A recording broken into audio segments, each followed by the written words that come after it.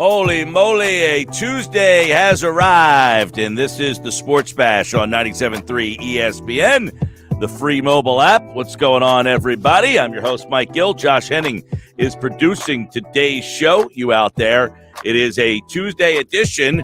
We've got a busy show for you with, the Phillies lost last night. I got some thoughts on that organization that I will share with you just coming up. Frank Klose has his Phillies mailbag. You know, the Phillies mailbag is an interesting segment. You know, it's you guys out there that fuel the questions. You ask the questions, and Frank answers the questions. When I saw Frank put out his, hey, does anybody have questions for the mailbag this week? I mean, it was just littered with questions this week. And now we're at the point with the Phillies where people are just really stretching to find any scenario or any person to blame. How about this? The team's not good. They stink.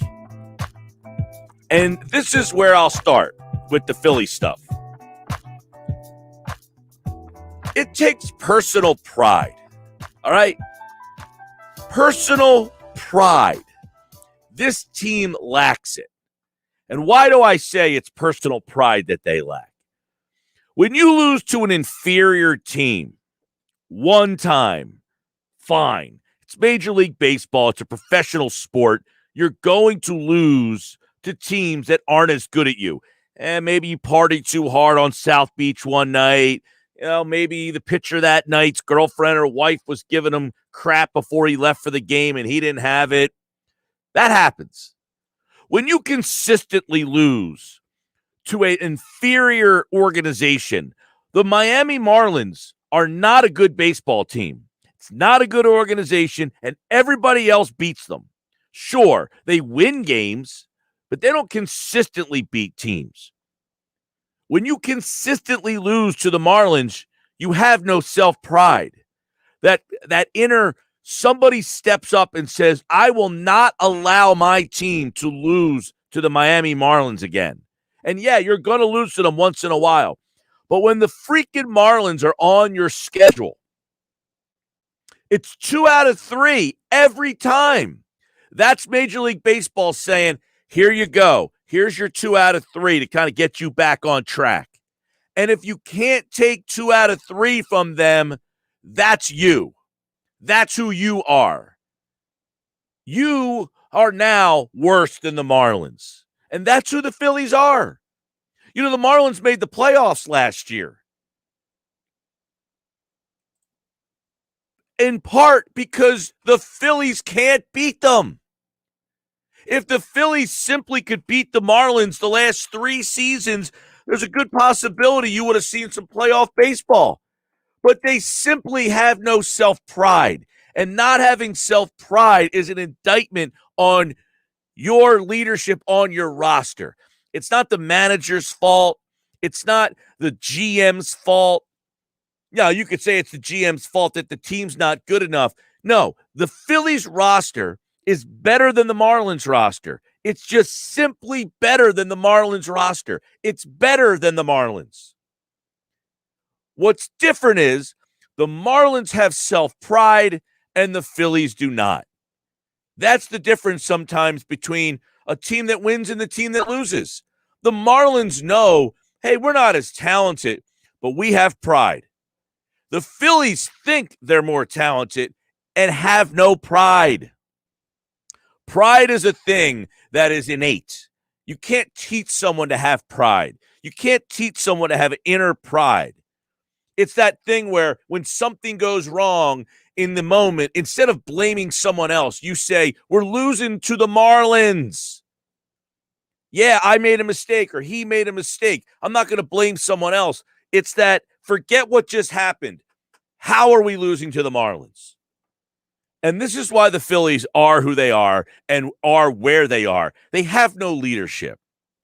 They have no guy. You know, we had Tommy Green on yesterday's show. He was on a team that would not allow themselves to lose to the Marlins. And yes, it happens. I'm not saying if you play them 18 times, you sweep their asses. You're not sweeping them 18 times. But you know what? 14-4 should be the record. Yeah, they get one against you here, there, once a series. 2 out of 3 every time. 2 out of 3 against that team every time. If you're a good team, I'm not saying everybody takes 2 out of 3 against them. I'm saying the good teams do. The teams that want to make the playoffs can't look back and say, why did we miss the postseason? Well, we missed the postseason because we can't beat the Marlins. And that is what has happened to this team for 3 years. And it's not only 3 years. It's going back. But the Phillies had some bad baseball teams. They were the Marlins. The last 3 years, they have been in the race essentially to the last week of the season. And looking back at those times, why are you just in the race and at the top of the race? It's because you can't beat the Marlins. I don't care. Well, we have a good record against this team, that team. The Marlins. The Dodgers don't sit there and lose series to the Diamondbacks. The Cardinals don't lose series to the Pirates. The A's don't lose series to the Rangers. The White Sox don't lose a series to the Tigers. And the Rays don't lose series against the Orioles.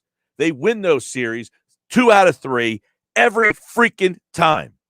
And the Phillies can't do it. They have no pride. They have poor leadership. And now we're starting to point the finger all over the stadium. It's got to be his fault. It's got to be his fault. You know whose fault it is? It's the lack of leaders on that team. Bryce Harper makes a lot of money. He's not a leader. He's a good guy. I'm not knocking him. I like that he's on this team. He's a great person to have on the team. He makes a lot of money. He's not a leader. Bryce Harper's not the guy that refuses to lose to the Marlins. Rhys Hoskins is a nice player. He's nothing special. But on this team, he's put up on a pedestal like he's an MVP candidate. He's just a guy. Rhys Hoskins is the everyman on every team in this league. And you know what? It's not good enough. Gene Segura, he's a nice player. This team is just filled with nice players. Good players, no great players. Even Bryce Harper. Bryce Harper's a great talent. I don't know that he's a great player. There's a difference. Bryce Harper is uberly talented, one of the most talented players in baseball. But that divide of being a great talent and being a great player, there's no moxie. There's no that leadership, that guy that grabs the bull by the horns and refuses, an absolute refusal to let his team lose to an inferior opponent. He's not that guy. If he was, they wouldn't be in the situation they are against the Marlins every single time. Every time. I've never seen anything like it. You know, there's a reason why in high school sports, there's a good team playing against a mediocre to bad team, and the mediocre to bad team, they rarely win that game. You don't see in high school sports a upset of epic proportions. You know, you don't see the worst program in the area beat or knock off the best program in the area. And one of the reasons is the guys on the best program are cocky because they know they're good. And at that age, you know that you're good, and you have a cockiness that sometimes is good and sometimes is bad. But when push comes to shove, yes, they overlook. But in the moment when the bad team is hanging around, they have that guy who's the guy that's going to the next level. He's going to be recruited. He's going to be drafted. He doesn't let that team lose. And that's why that team wins games. The Phillies don't have that guy. The Phillies don't have a guy that seriously says, guys, I've had enough. This is it. And that's why they lose to Jay Mays tweets at Mike Gill Show. I got news for you, Mike. The Marlins are a better team than the Phillies, in my honest opinion. They're not, Mays. They're not a better team. They're not a better team.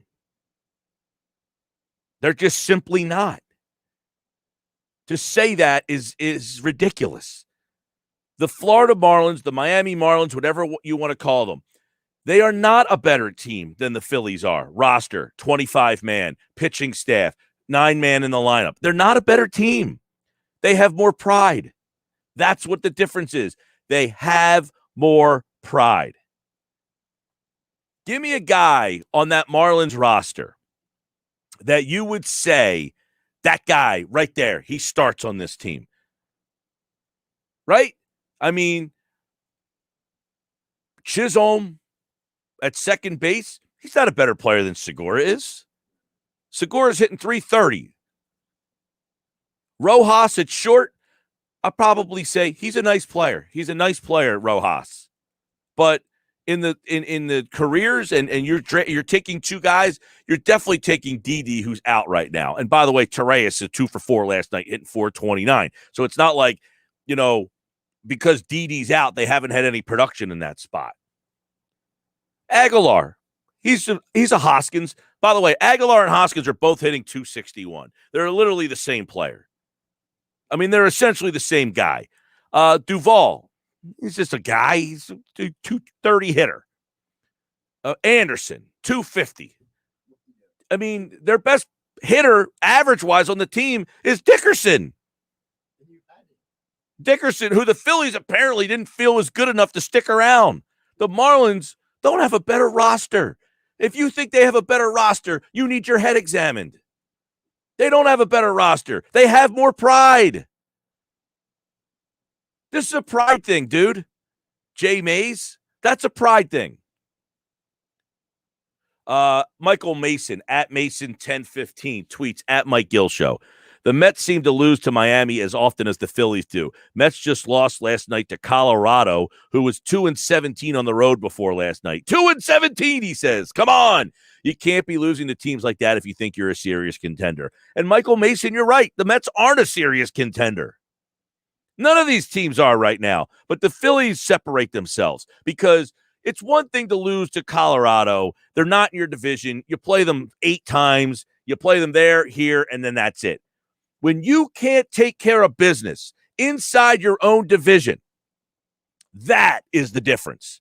That's why you don't win a division. That's why. Go back and look the last couple of years.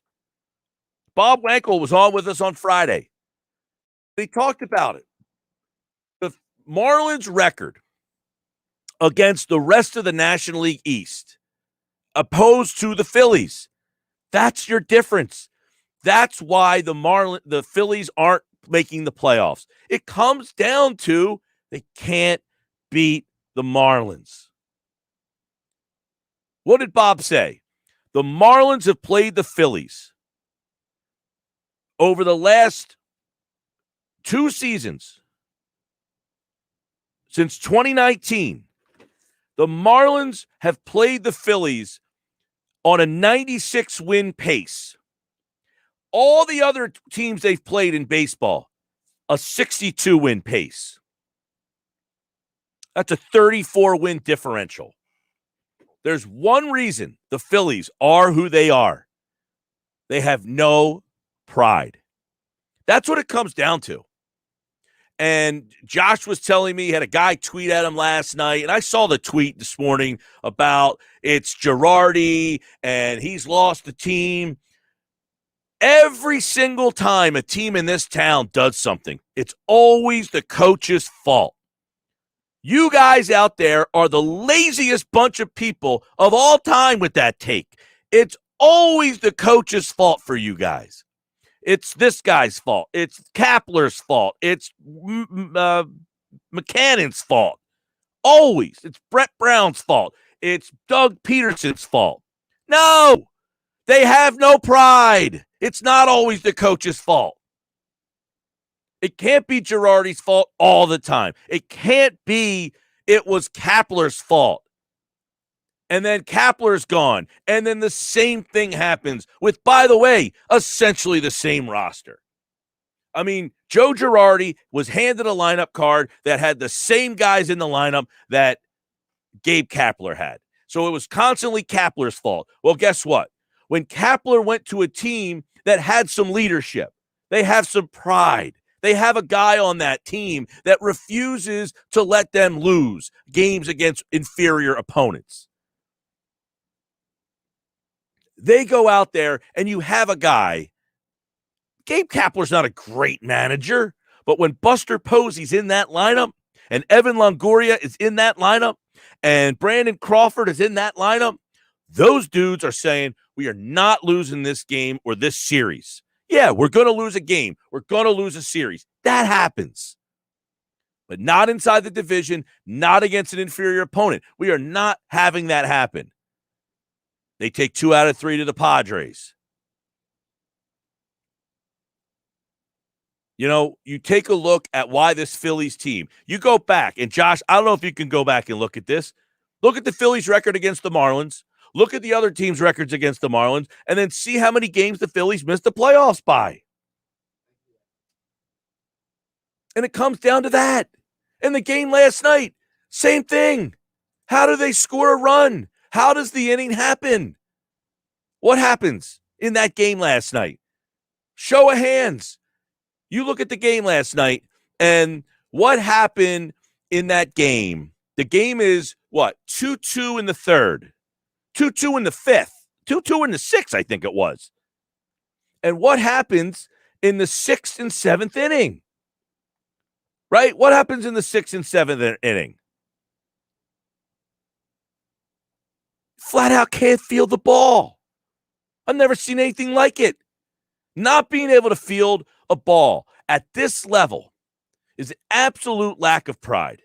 If you can't field the ball at this level, the Major League Baseball level, it's in a lack of pride.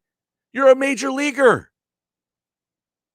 You had a fielding error in the sixth by Torres. It's a ground ball to freaking short. Right? They had Aguilar grounds out to first.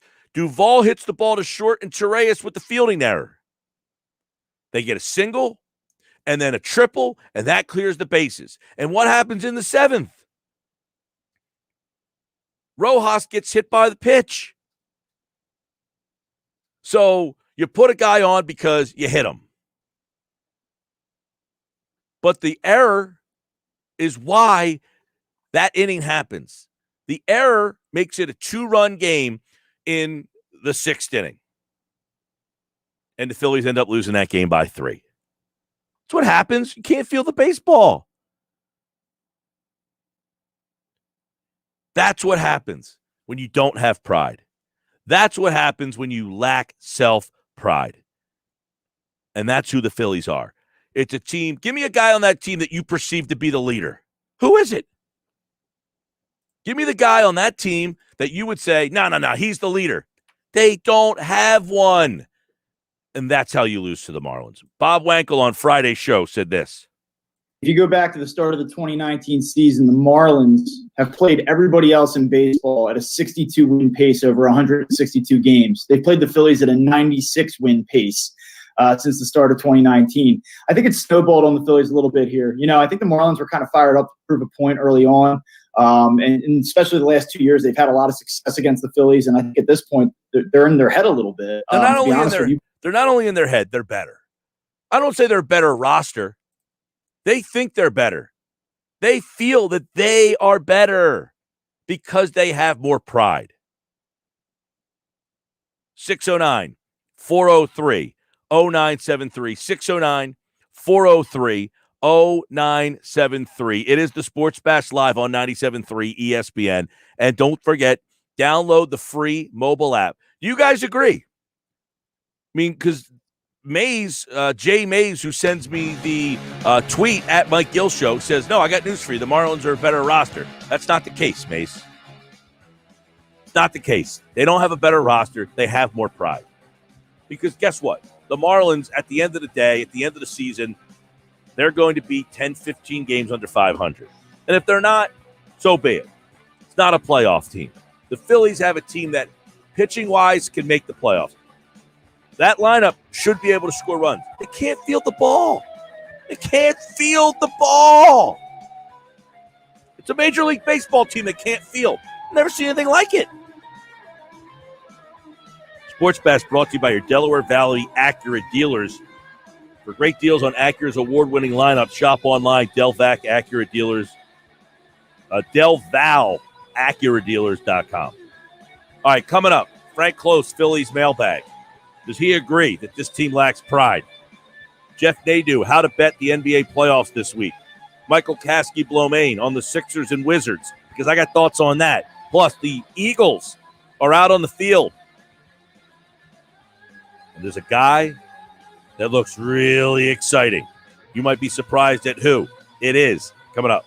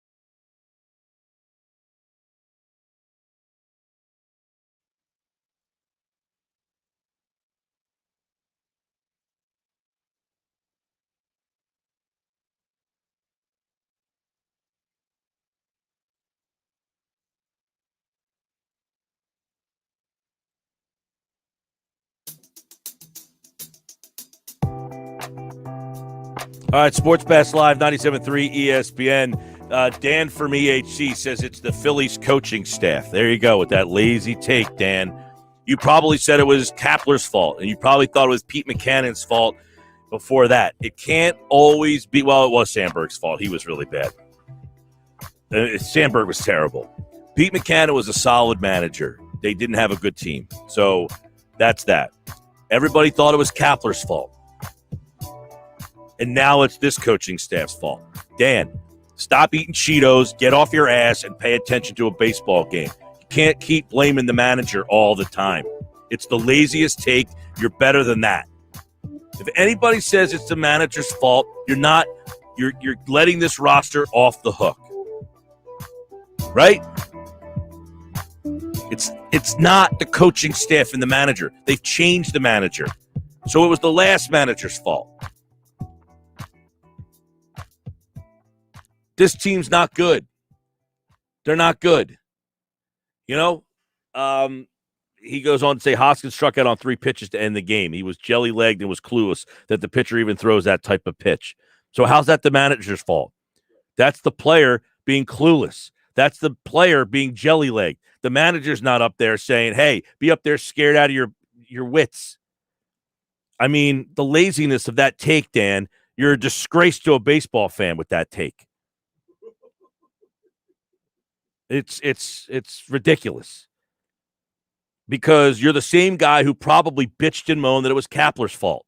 Anybody who was in, it's Kapler's fault. You can't also now say it's Girardi's fault. And I'm not saying Kapler did a great job and that Girardi's doing a great job, but they got nothing to work with. This stinks. And you know what? When you are the manager of a team that has no leadership, that's a hard way to manage a team. When you don't have anybody that can grab that team. You know, Jim Fragosi's not a great manager. He's a great manager of personalities. And he had personalities that knew how to police each other. Jim Fregosi wasn't a great manager. Look at how bad he was as a manager previous to 1993. Jim Fregosi wasn't a good manager, but all Phillies fans think he's the greatest manager ever because in 1993, he took a team that policed itself. They had pride. The players had self-pride. Jim Fregosi wasn't this, great manager. But what Jim Fregosi knew was, I got a bunch of guys that can police themselves. That's what makes the manager. You know, Jim Fragosi's career record as a manager, he's at .484 winning percentage. You know how many times Jim Fregosi had a winning season as a manager? 2 times. In 1979, he went 88-74. And in 1993, he went 97-65. He never had a winning record after. But to Phillies fans, Jim Fragosi's the best manager because he took one team to a World Series. You know why? Because that team policed itself. That team had pride. That team knew how to win. You can manage all you want. You can push any button you want to try. But if you don't have the guys that know how to execute, you're going to come up short every time. And we looked this up.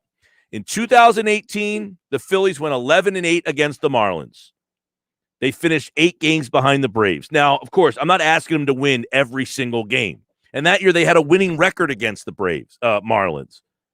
But just imagine if instead of 11-8,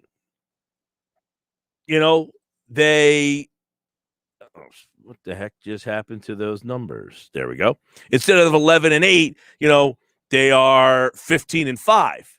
Well, those games are a little closer. That thing is broken down a little bit. And I don't know where they were for the wild card in that season.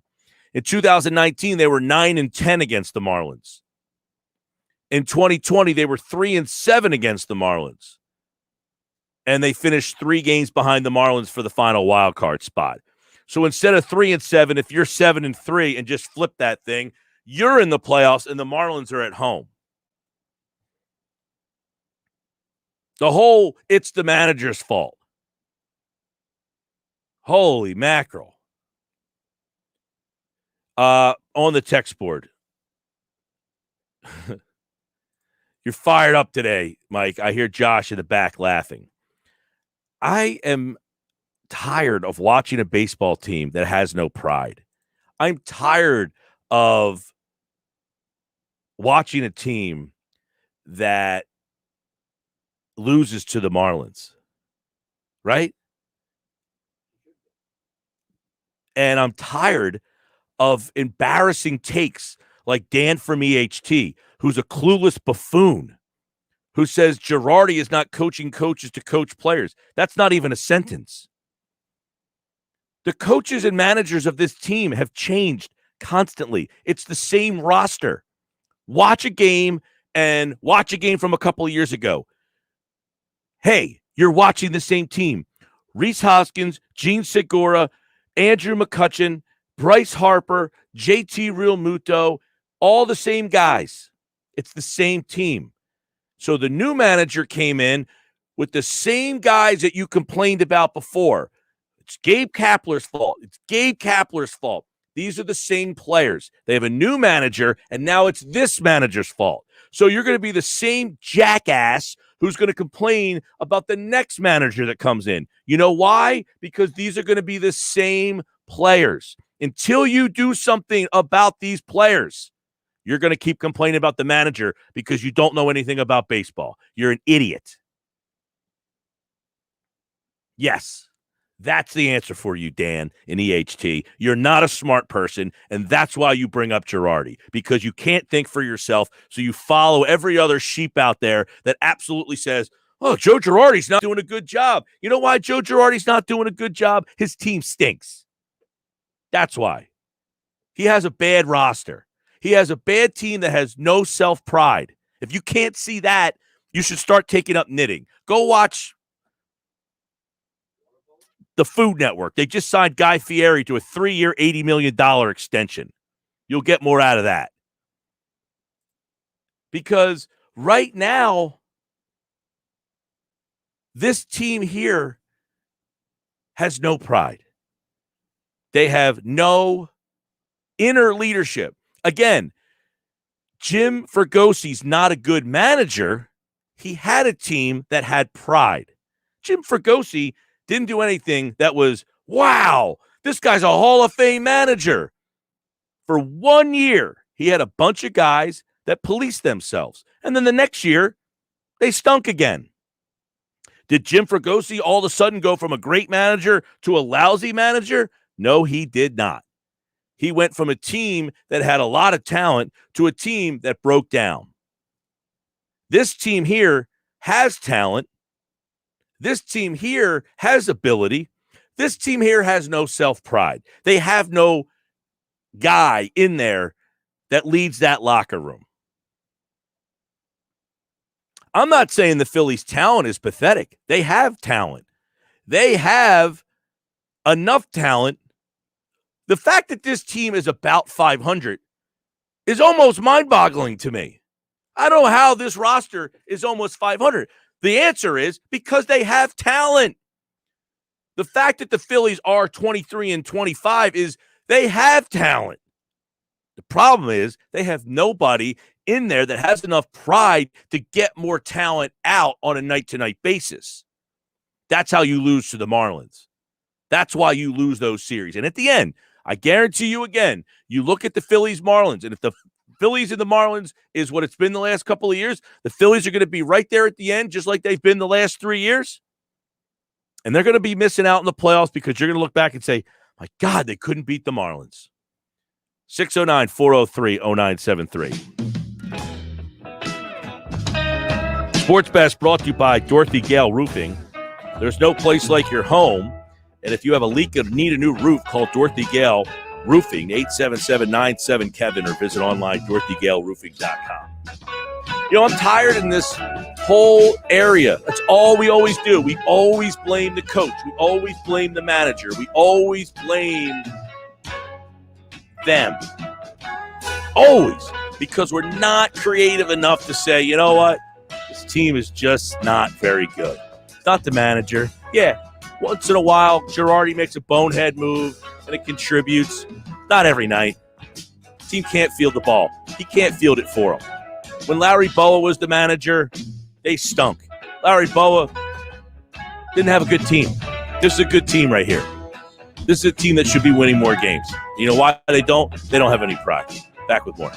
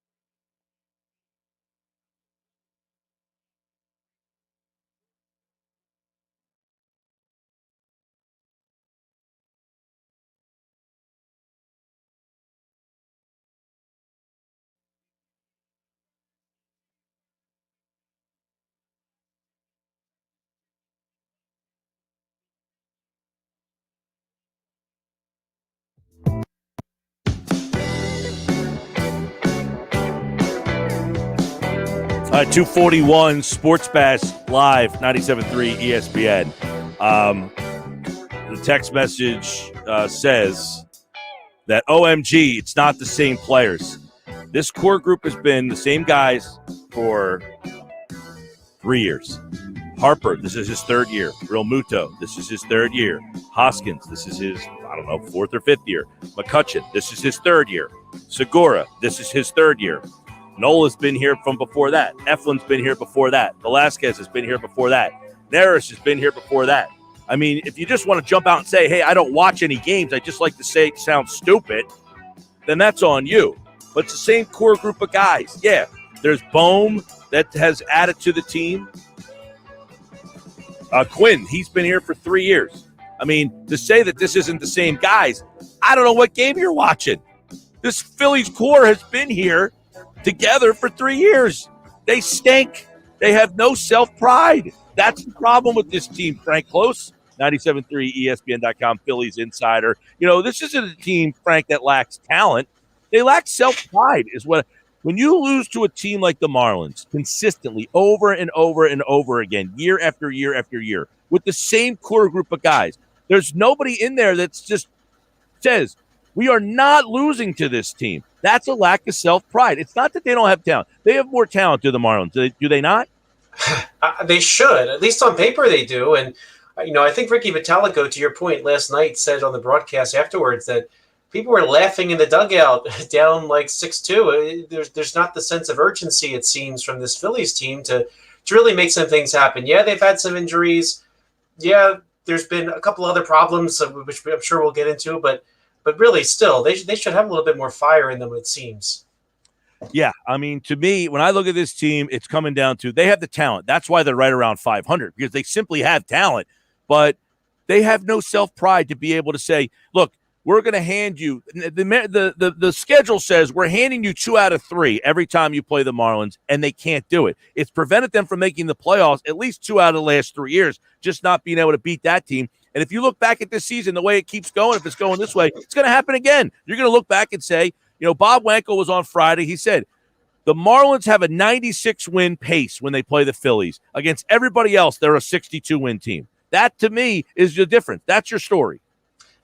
It's almost like they play down to the competition. We saw that every time. Last night, there's just the boneheaded plays you see over and over again. How many outs are you going to give the opposing team? Like, no, poor Zach Eflin, right? How many extra outs did he have to get? Or think about how much deeper he goes into the game, right? Brandon Kinsler might not have to come in, right?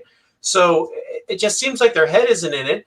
They play down to the competition. And by the way, the Marlins, I think in addition to that, after all they've given the Marlins are kind of getting some good players in there too. So that's a pretty bad combination of the two. Well, yeah, after 3 years or 4 years of this, I mean, this is going back to 2018 that they kind of had your number. Their talent is starting to roll over and getting a little bit more mature. But on the surface, they don't have a Bryce Harper. They don't have a JT Realmuto. They don't have I don't even put Hoskins in that group. He to me is just a guy. They don't have Segura. I mean, they don't have a Didi. The Phillies just have more accomplished players than they do right now. They don't have a Nola. They don't have a Wheeler. Very, very true. I mean, like I said, they've got a couple nice players, and if you give them a little bit, well, guess what? They're going to catch up to you. Yeah, I mean, look, they're major leaguers. I'm not saying you should beat them every single time you play, but for every 2, they get 1. That's the way it works for everybody else, and that's why you're not a good team. That's why this team is where they are, and they don't have someone. Bryce Harper's not that guy. I'm sorry. He's a great talent. I don't know that he's a great player. I mean, he's a great talent, individual talent. But the whole package, leader, locker room guy, clutch guy, I don't know that that's him, and that's okay. I mean, I'm not saying, oh, man, they made a mistake bringing him here. That's just not who he is. JT, nice player. Rhys Hoskins, good player. They have a bunch of good players on this team. They don't have that standout, great, elite guy. And if you don't have that guy, then someone needs to be that guy to pull them all together. They don't have the guy to pull them all together. Very, very well said. They do have a lot of talent, and I think what we see that they don't have that other teams are, they don't have an Acuna, they don't have a Soto that kind of rises up out of the system and becomes that guy.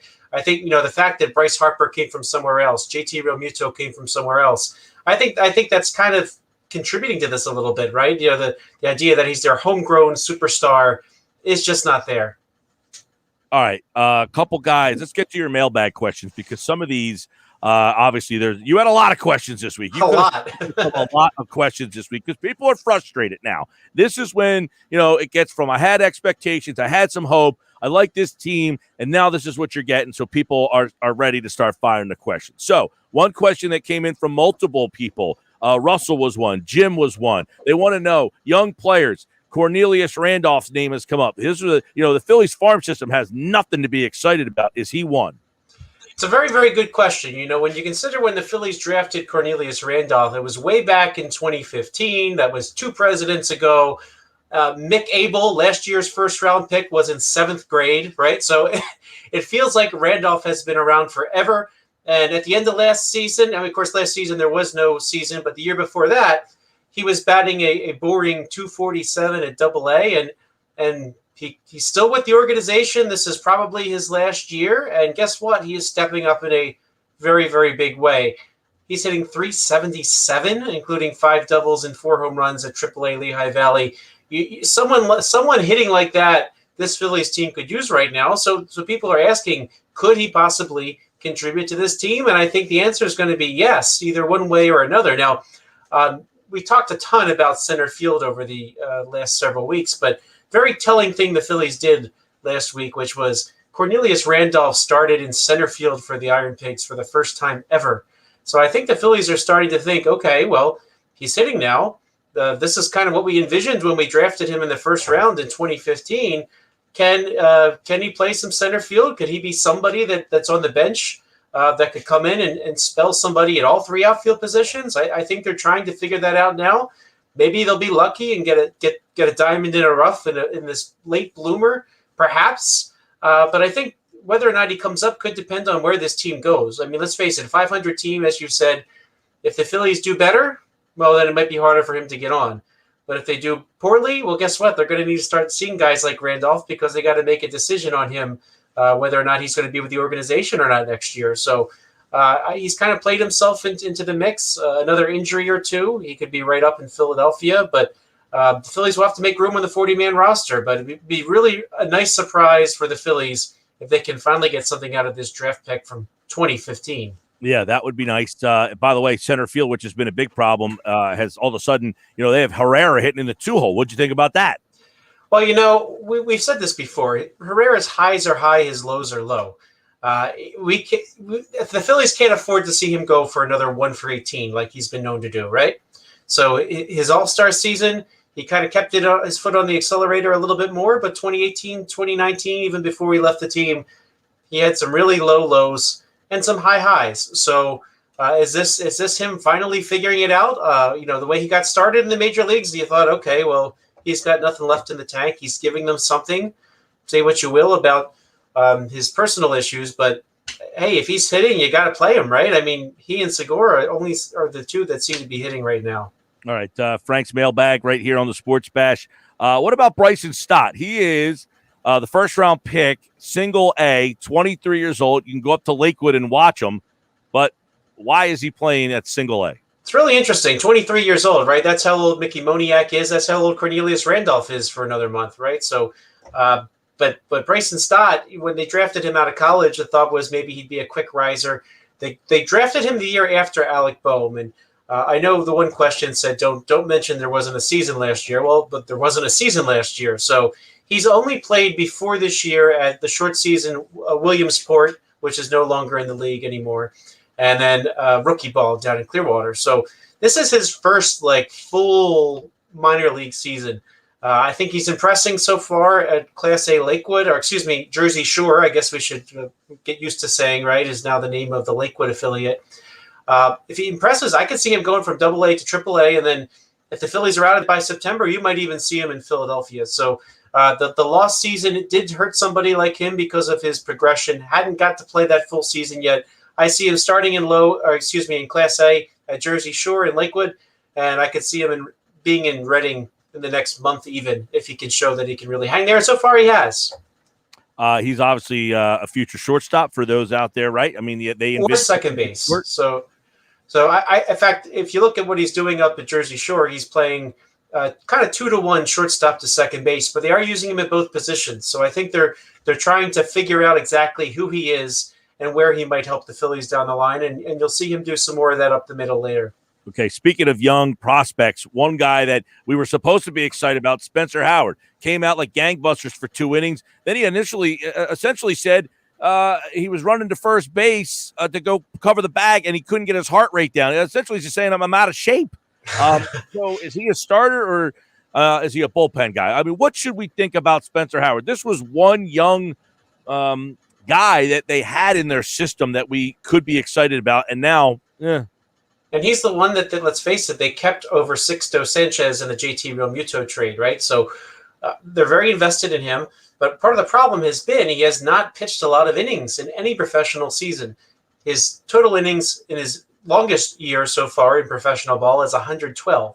And so the way they've sort of been holding his innings back, he hasn't really gotten the opportunity to go deep into games. I mean, even before they called him up, he was pitching 2 innings, 3 innings, 4 innings at AAA. So if you're not building up his, they say stretch him out, right? When they talk about making a pitcher go deeper into games, they haven't fully stretched him out yet. And if he can't go beyond the second inning without being gassed, well, then you have to seriously evaluate if he should be a reliever or if he should be a starting pitcher. But until they actually let him do it, you're not going to really know. So I don't think they expected him to go deep in that game, that first game, considering the furthest he went at AAA was 4 innings. They're going to keep monitoring his innings. They're going to still try to stretch him out. But I think they really need to know. Well, one, they really need him pitching. That's the bottom line. With Chase Anderson and Matt Moore giving them nothing, they have to let him pitch, and they got to get him stretched out and go deeper into games. If he can't withstand that, he doesn't belong as a starter. A lot of people, Frank, and we have about a minute here, so I know it's a lot to get out in this minute, but it was Kapler's fault. Now it's Girardi's fault. Is it the manager's fault on this team, or do they simply just not have a good roster? I don't think so. I think Dave Dombrowski needs a real opportunity to really evaluate the whole roster and put into place what he believes should be the roster. Let's face it, he came in December 11th. That was the date of his hire. He hadn't really done his homework. I mean, he did some homework, but, he didn't really know the system, didn't know the roster, know the players. He's got a lot of work to do, in my opinion. He's got to get this team better defensively and really mix up the offense. Because like you said, this is the same core. They're not getting enough out of them at the end of the day. I think they need to think creatively, maybe make some uncomfortable trades, kind of hit the reset button in some respects. Quick, Bohm and Hoskins can't stay on this team. They're so bad on the corner defense. You can't keep them both. Yeah, I would agree with you there. Keep one or the other. Now it's up to someone like Dombrowski to figure out the right one to trade and bring in the right return. I mean, you can't just give them away, right? So they do have value. Maybe if there's a DH next year, you think of it differently, but he's got to do something. He's got to push some different buttons. He's got to do something, I think, to shake this up a little bit because, as you said, same core, same results. They need to be better. Yeah, this team's been together through the Kapler years. I mean, the core group, Hoskins, Realmuto, Harper, Segura, Nola, Neris, Velasquez, Eflin. There's a lot of guys who have been here since 2018 when Kapler was here. So, this is the same. Yeah, they got a couple new guys, but the same core group of guys has been here. And you would think that should help them to have to play together, that should help this team. All right, Frank Klose, his Phillies mailbag. If you have a question for Frank, at Frank Klose with a K, Frank, Klose, Frank Klose, our 97.3 ESPN Phillies insider, and he, like guests appeared. He, like all guests appeared via the Boardwalk Honda hotline. All right, Frank, take care, man. Catch you soon, Mike. All right, Joe Show checking in.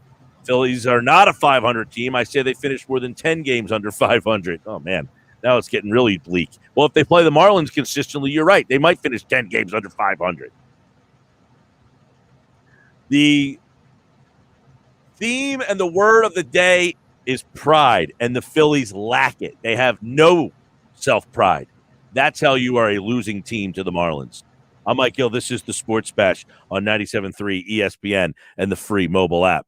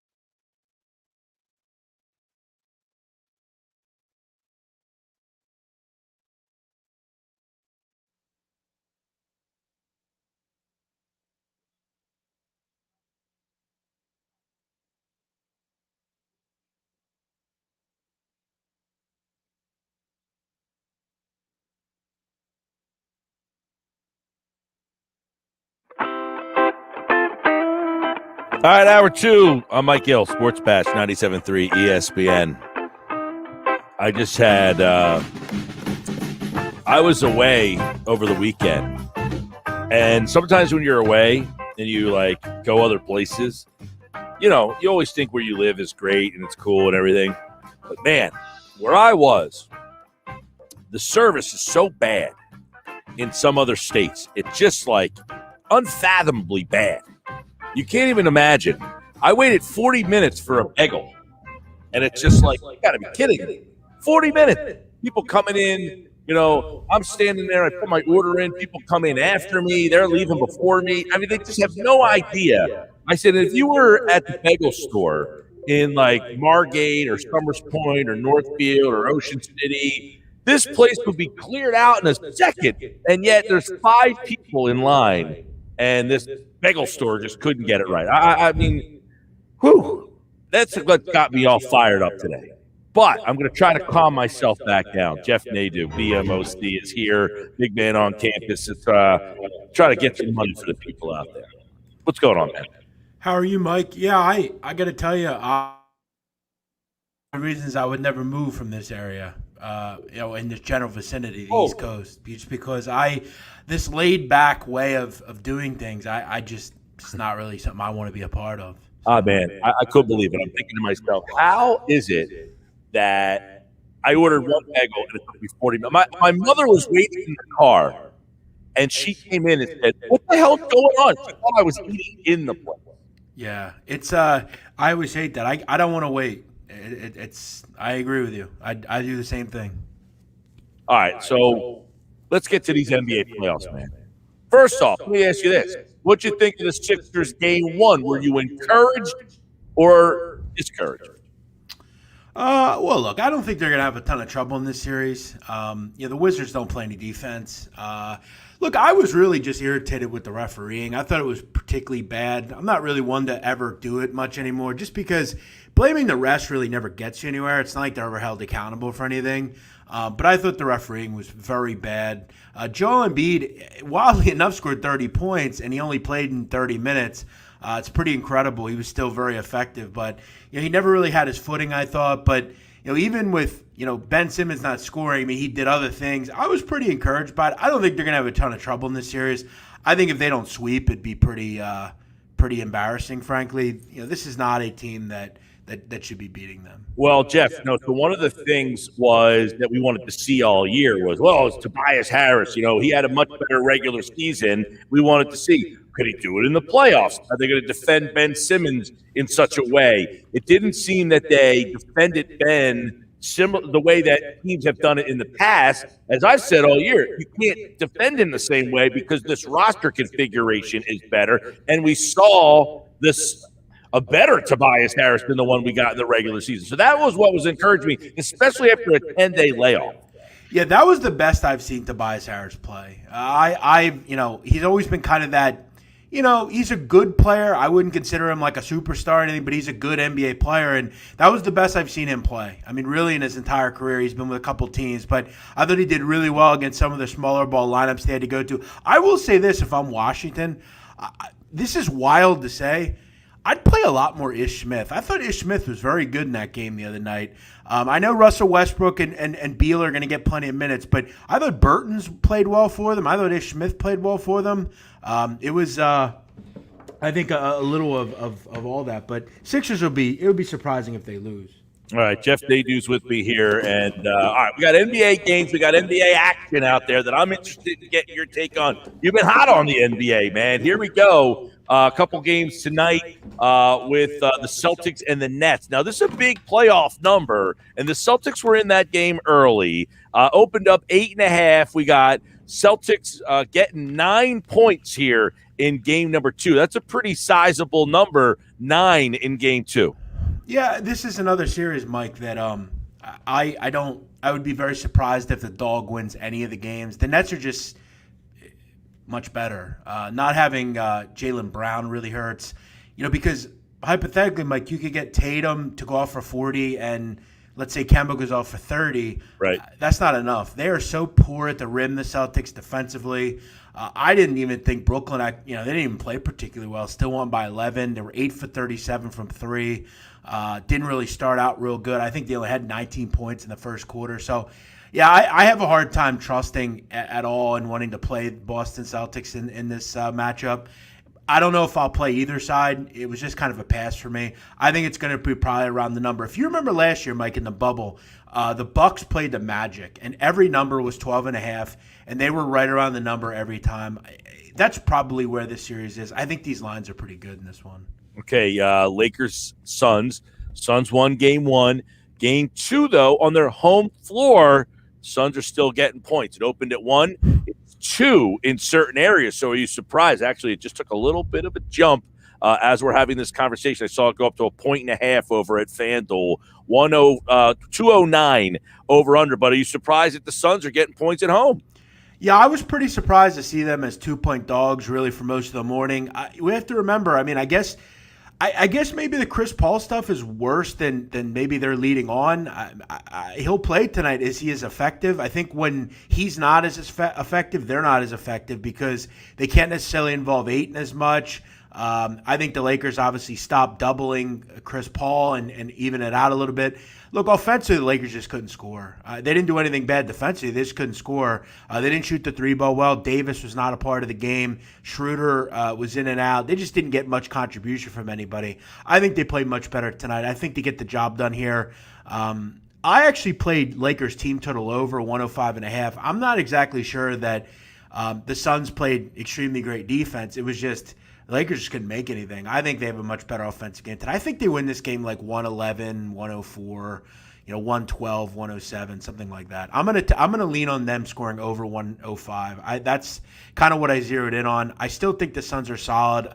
Chris Paul could be good to go. I don't really want to pick a side. I think the Lakers get it done, but I'm going to just hope that they can score over 105 points. All right, good stuff. You like Lakers team total 105.5. That's interesting because, to see the Lakers go down 0-2 in this one is kind of is man, I don't know. I felt like they were a tough team to kind of read coming out of the playing that game and the way they finished the season, and then the Phoenix Suns. Didn't know if I should take them serious or not. And then Chris Paul, it feels like he gets hurt almost every year in the playoffs. Something happens to him. All right, so Phoenix leads that one 1-0.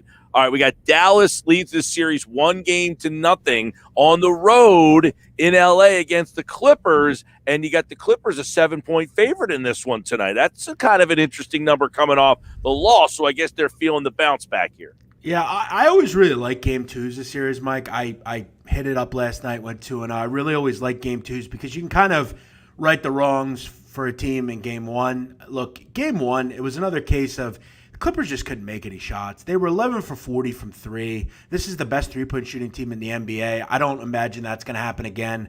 I'm asking Patrick Beverley to man up.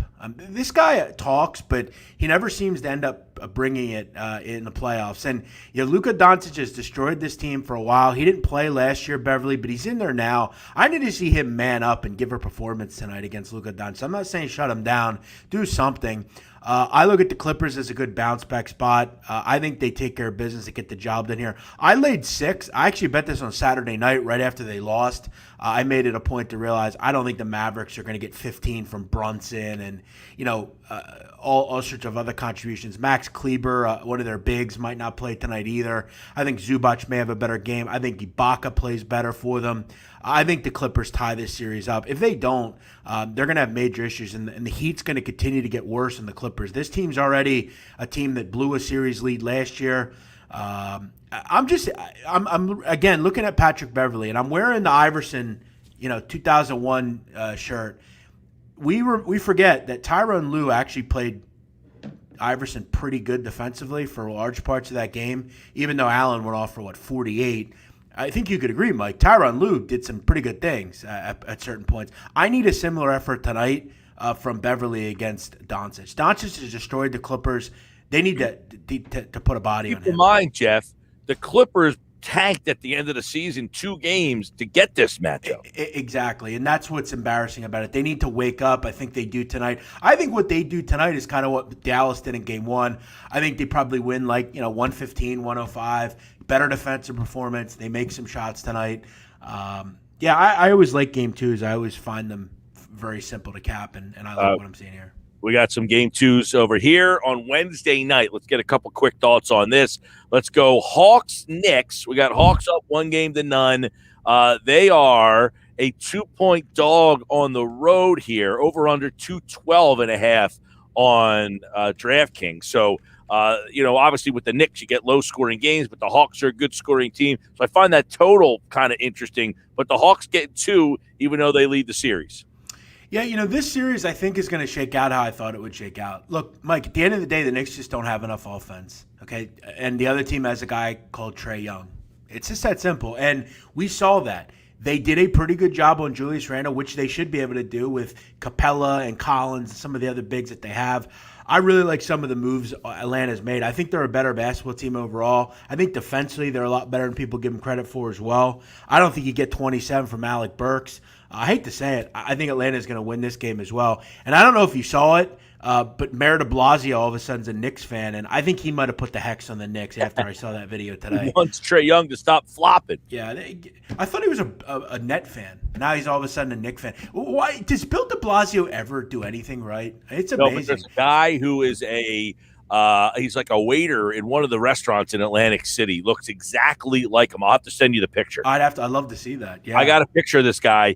I said, "Oh my God, it looks like de Blasio." Is that Bill? Yeah, he's got a side job waitering at one of the Atlantic City restaurants over there. I got to go to see that guy. All right. Late game is Grizzlies Jazz. This is interesting. Grizzlies win game 1. Mitchell's all ticked off. He wants to play. They don't let him play. You get the 1 seed losing to the 8 seed, and now they're an 8.5-point favorite. You can get it at 9 if you're using BetMGM or FanDuel. Yeah, I took the Grizzlies the other night. I was on that one. I was very happy with it. I think this is a Jazz blowout. I would come back with the Jazz here. Getting Mitchell back is so huge for this offense because they are a team that really can't afford to have him or anyone out, but definitely him. They can't have him out. They just have too many net negatives offensively, and when you take Mitchell out of the game, you really lose. You get Conley back. You got Mitchell back. You're at home. I'm probably going to be looking to lay the number. The Grizzlies have played a lot of games in a short amount of time, had to travel a lot. I was surprised they won the other night. I think this one gets evened up. I think the Jazz win by double digits. I'd be looking at taking the Jazz here for sure. This one's only going to go up. All right, that's a big number, 9. All right, you like the Jazz in that one. And then Philadelphia and the Wizards. Now, this one's opened at 7.5. It's up to 8 across the board. Over-under is a big number, though. That's 231 in most of the books there. So they think a lot of points. Obviously, Washington plays very little defense. Yeah, I had the over on Sunday. It's been adjusted about 3.5 points here, and I don't have any real issue with that either. I'm going to go back to the well probably with it again. We have to remember, Embiid only played 30 minutes. I think he gives you a little bit more. He's probably on the court a little more. I thought for large parts, I didn't think the Wizards played particularly well, particularly in the second half offensively. They're going to go fast. They're the fastest team in the NBA. Sixers are actually very good pace-wise as well. And when you have two teams that are going to go up and down, you're always going to have an opportunity for a track meet. I don't think the Sixers have any trouble in this series getting into the 120s in every game. Their offense is too good. They didn't shoot the 3-ball well, Mike. If you remember, they started out 1 for 11 from the 3-point line. Ended up being pretty honorable towards the end of the game, but I'm going to look to go over again in this thing. I think this series is going to be a lot of 127, 117 type of games. Yeah, they get 6 threes from the Green Curry combo. And I mean, that to me is the difference for them. When those two guys shoot it, they're tough to stop because then you don't have to ask Simmons to hold. I'm sure you were on the Simmons needs to do more train, right? And I was on the other side. I was not. I didn't say one word about Simmons. I will say though, your comment, man. Thank you. Your comment about Green and Curry is so on point as well. This is the difference that makes this team the number one team in the East as opposed to where they've been in years past. Plus, they don't have Brett Brown. Not only do you have two kids that can shoot, but you know what else they do? They both defend at a really high level. What have you had in years past? You've had one guy in J.J. Redick who doesn't play defense at all. You don't have to substitute offense for defense, and we're seeing that in the playoffs. You look at Denver.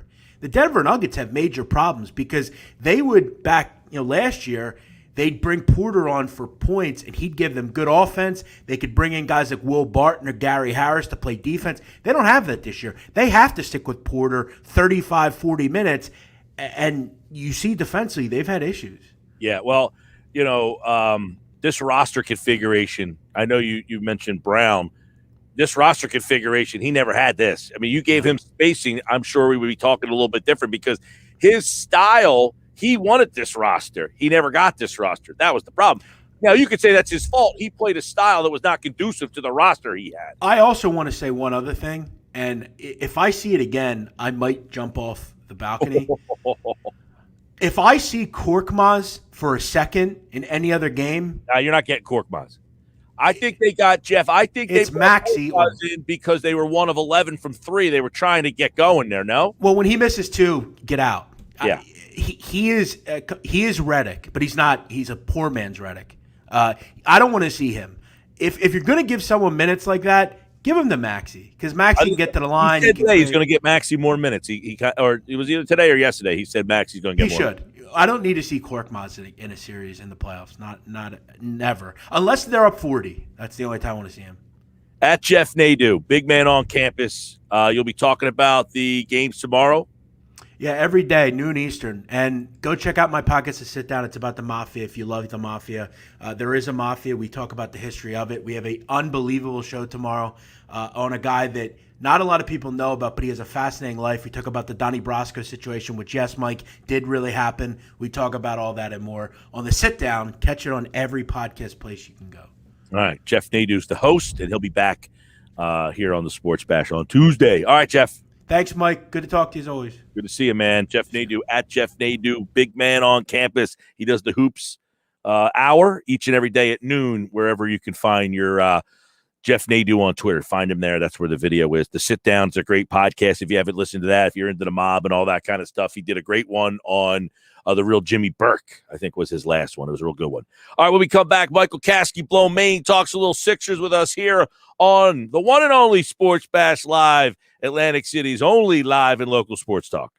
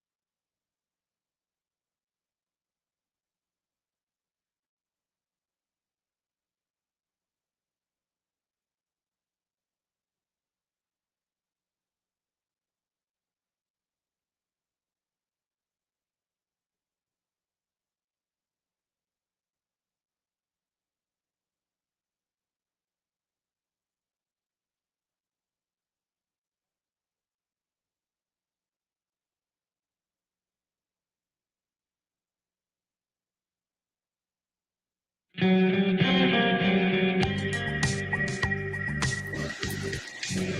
right, MKB's here inside the Sixers. It's a Sixers off day. They'll play the Wizards tomorrow, Game 2. What are some of the most important things from Game 1 to take away from Game 2? I'm sure there's a lot of them. Michael Kaskey-Blomain, plus we'll talk a little NBA playoffs as they continue tonight. And, of course, we'll have the playoffs on Thursday and Friday.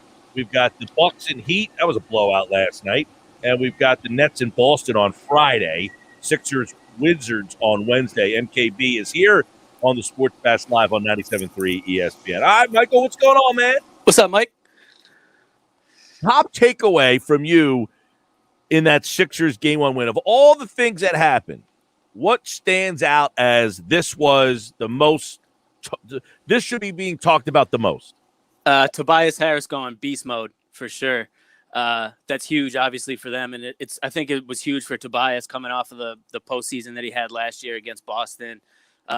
He obviously did not play well in that series. He heard about it from fans. He heard about it from the media.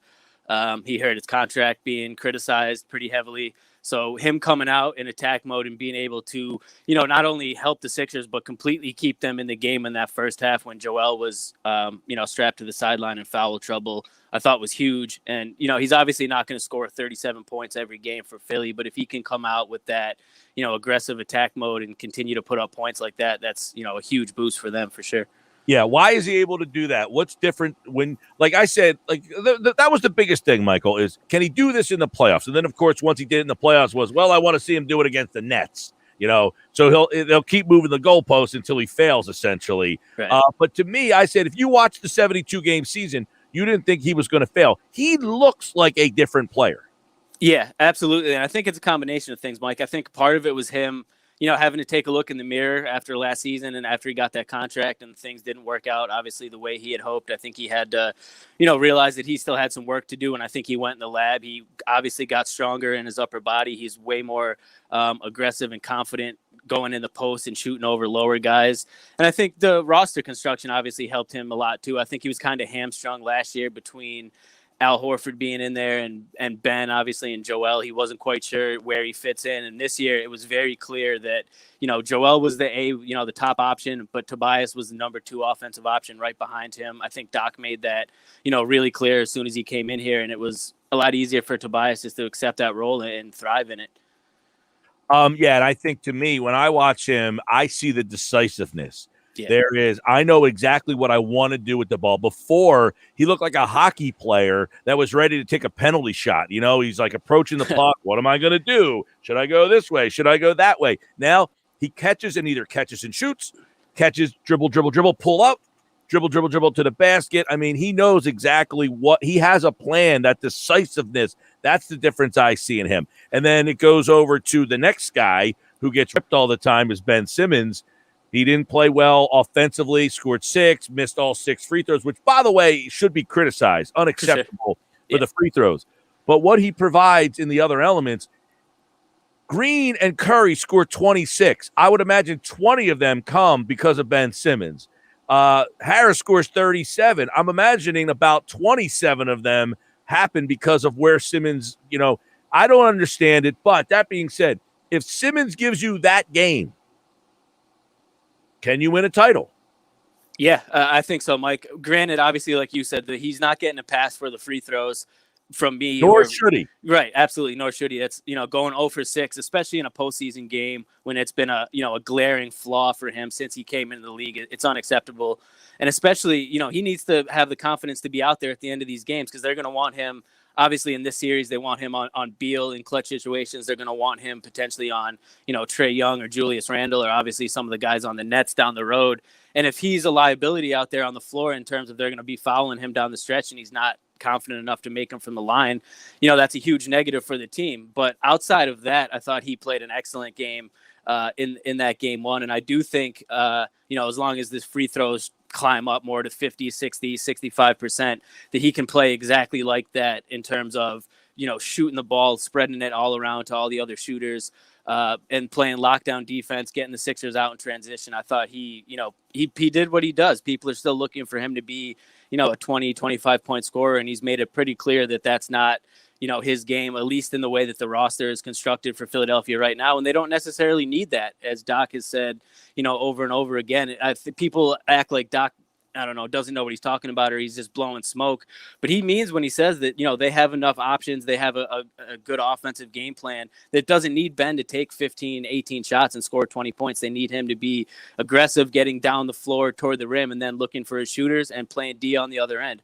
So to me, he has obviously work on those free throws. He could probably be a little bit more aggressive in terms of trying to take it to the cup a couple more times. Over the course of a game, looking for his own shot a little bit more. But, outside of that, I thought he was pretty good in that game one. I just don't understand the mentality. Like, if Curry and Green score 26, why does it matter if Simmons scores 6? I mean, if he's helping them score 26, I don't care where the point. Now, if those guys are having an off night shooting, you have to recognize that and say, all right, they're not shooting it well enough. I need to be more aggressive taking it to the basket. But I don't think his aggression is going to go up until those guys aren't connecting on shots. They made 6 threes. And, why would it? As Doc has said you sounded a lot like Doc in his press conference after the game. He doesn't care where the points are coming from as long as they're getting scored. And Ben is generating a huge percentage of those points for this team. And like you said, there's probably going to be games and situations where, Seth is off or Danny's off and they need an additional offense. And at that point, you'd like to see Ben put his head down, get to the rim a little bit more, look for that contact, look to finish. But overall, I mean, as long as he's spraying the ball around to all the shooters and they're knocking them down and the Sixers are scoring 125 points in regulation, I don't really know what more you could ask for. Well, Michael, see, in the past, I would be frustrated with Ben because he didn't have the roster around him to not score the points. So I would say you need to score because Josh Richardson can't shoot a 3. Al Horford can't make a 3. You only have J.J. Redick. So if J.J.'s not on, someone else has to pick up that scoring, and that someone needed to be him. That's where I'd be frustrated with him not scoring. Now, if he scores 6 and they have 26, what the hell do I care? I don't understand that mindset from other people out there. But that being said, there's so many things, before him and Joel clogging up the lane. But I guess Doc has figured out a way to utilize him. And because Joel has become such a ridiculous cover, teams are, they're weak side using Ben's guy to double Joel, but that's now leaving Ben with a guy that's coming from the corner. And now Joel's such a good passer that guy coming from the corner, Ben's screening him, and it's giving Curry. These guys get wide open threes all night long. I don't understand how people get mad at this. Yeah, and you're dead on with the roster construction, Mike. That was the thing. It was evident to all of us last year. We talked about it. It was written about at nauseum that the way the roster was constructed around Ben and Joel just didn't make sense. You needed more floor spacers. You needed more shooters. And you've seen it from day one of this season. And like you said, when Joel's getting doubled, it doesn't matter. Ben's not just standing on the blocks, not standing in the lane. And it's not like Joel doesn't have the room to operate or the shooters don't have the room to operate. There's there's really no spacing situation or problem at this point when you have 3 other guys that are out on the floor. And most of the time, Ben's could be, the 4th, 5th offensive option on this team. And that's fine. And I think Doc's fine with it. And as long as they, continue to score points and win, that's, I don't know how you could argue with it. That's the point. Doc is fine with it. They've gotten to a point where the coaching staff says, we don't want you to score. Don't worry about it. If we need you, we'll tell you. Right? Until then, facilitate to the others. In this series, though, Michael, it's obvious the Wizards have 0 answer for Joel Embiid. Yeah, and I expect, Joel finished that game with 30 the other night, and I think he easily could have, 35, 40 points if it wasn't for that foul trouble in the first half. A couple of them are, questionable calls to me, so I look for him to come out in game 2. I think he was definitely frustrated by the way he was officiated in that first game. I look for him to come out and set a tone, and it's clear, like you said, they have absolutely no one that can even think about contending with him on that end. And then on the flip side of things, Bradley Beal had a nice game. He had 30-plus points, and that's what he's going to do. But to me, Washington just does not have enough around him to, even if he goes off for 30 or 40. I mean, he scored 60 against the Sixers during the regular season, and Washington still lost that game.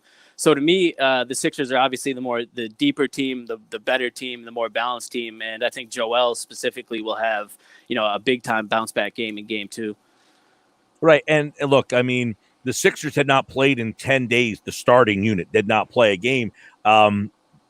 they got off to a 1-for-11 shot, and the Wizards still were unable. They had the lead at halftime, but they could not overcome the fact that the Sixers did not, appear, like they were crisp and on their game right off the bat there. So I thought that was the game for the Wizards to steal. I agree. I definitely agree. I was a little bit nervous that would be a game where the Wizards came out.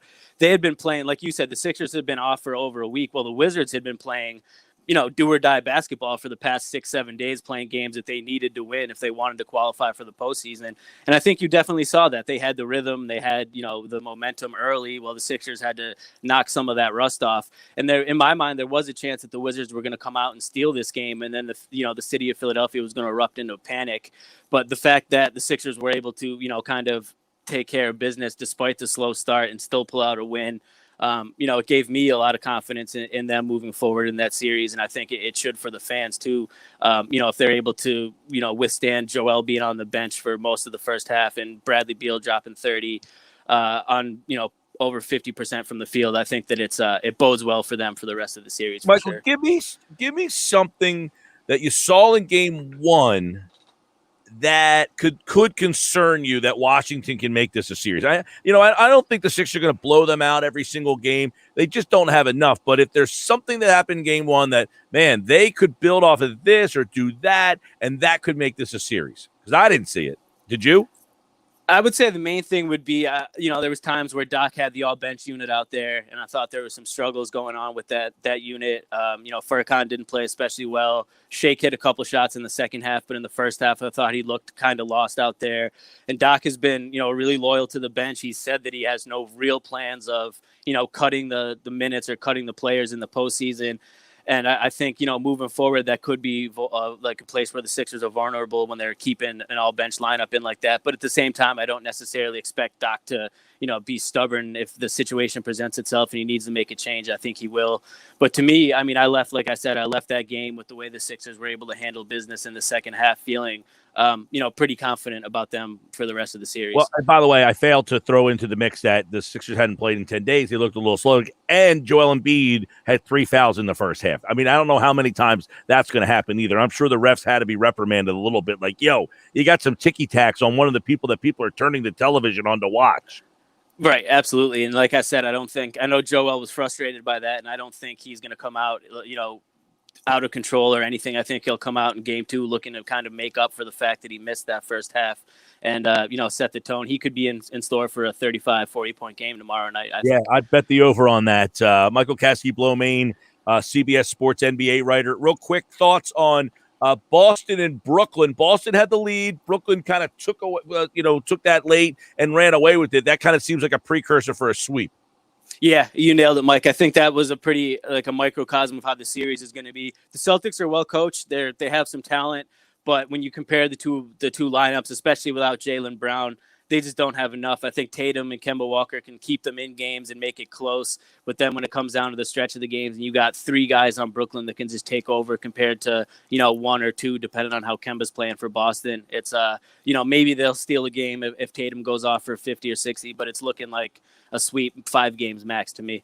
Lakers lose game 1. They're favored in game 2 if you're looking at the number.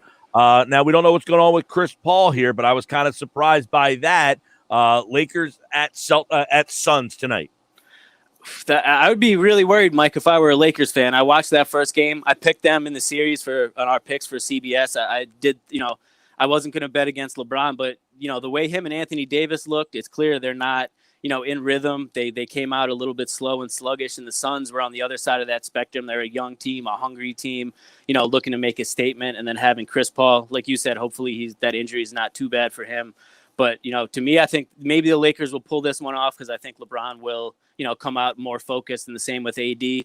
But that series, man, I think the Suns are going to end up taking that in 6, maybe 7 games. Ooh, there you go. MKB likes the Suns after he said he made predictions for CBS Sports with the Lakers. How about the Clippers? They lost to the Thunder, and they lost to Houston to get this matchup, and then they lose game 1. So, game 2, LA. Do they bounce back here and win this one going away? That's what they call karma, Mike. You tank to lose a couple games to avoid the Lakers, and then you get the Mavericks, and you get punched in the mouth in game 1. With that said, I do think the Clippers will win Game 2. I picked them to win the series. I do think they still will win the series. But it'll be interesting if they lose to hear Paul George come out and blame Doc Rivers somehow for the fact that they lost. All right, Sports Bash Live 90. That was good. Sports Bash Live 97.3 ESPN. All right, tomorrow, get a couple quick thoughts on the Wednesday lineup of games. You've got the Hawks and Knicks. Now, this game in New York, too, the Hawks stole game 1. That was a fun game, kind of what we thought, like a drag out, big shot here. The Knicks it's excruciating to watch them try to score. Yeah, it really is, especially when Julius Randle's having such a rough game. So much of their offense is predicated on his ability to, put up points. And when he's not doing it, they just don't have the offensive firepower.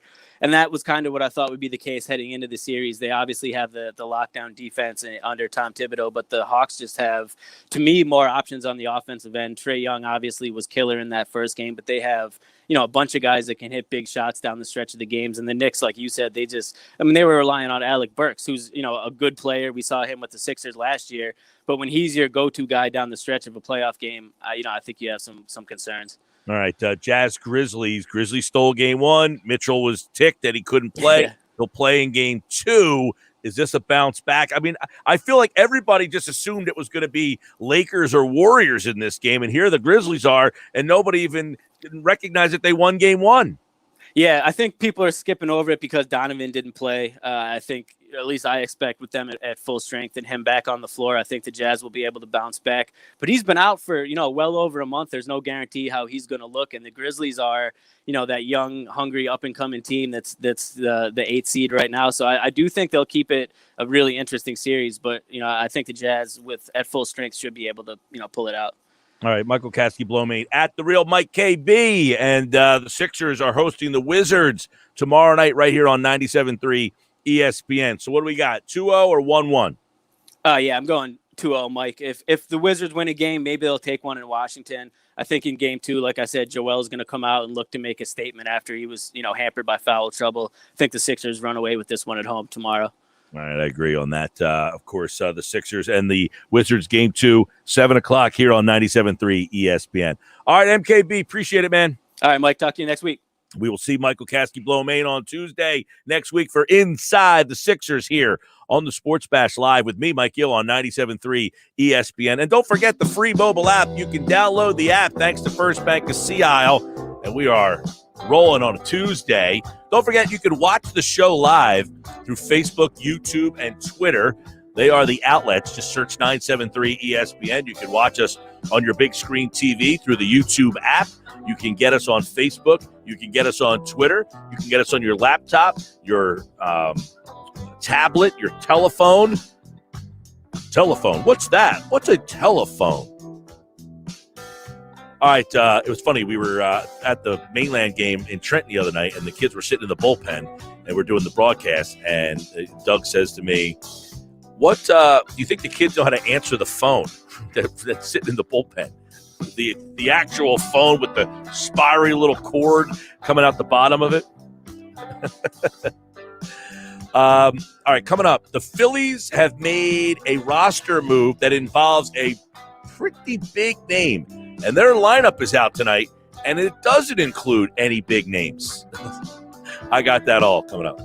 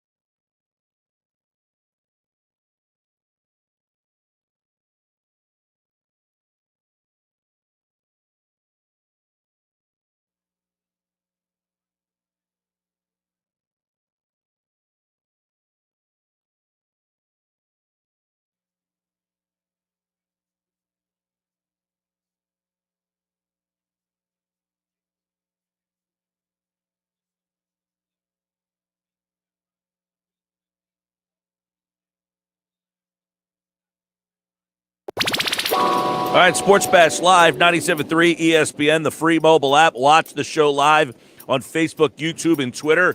Well, the Phillies have made an interesting decision. They are placing Bryce Harper on the injured list with a forearm contusion.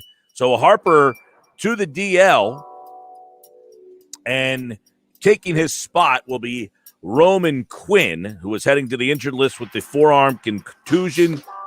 Quinn had that finger laceration. He missed 3 weeks with that. Remember, he was bunting and the ball hit him in the finger. He cut his finger open. Now, he was out for 3 weeks. Harper missed 2 games, and, he has struck out a bunch. He is struggling big time. He'll be out until at least the beginning of June. So after Memorial Day weekend, you will not see Harper up on Memorial Day over the weekend. So tonight, with that, the Phillies lineup is out tonight. You ready for this? It is, let me pull the lineup up for you.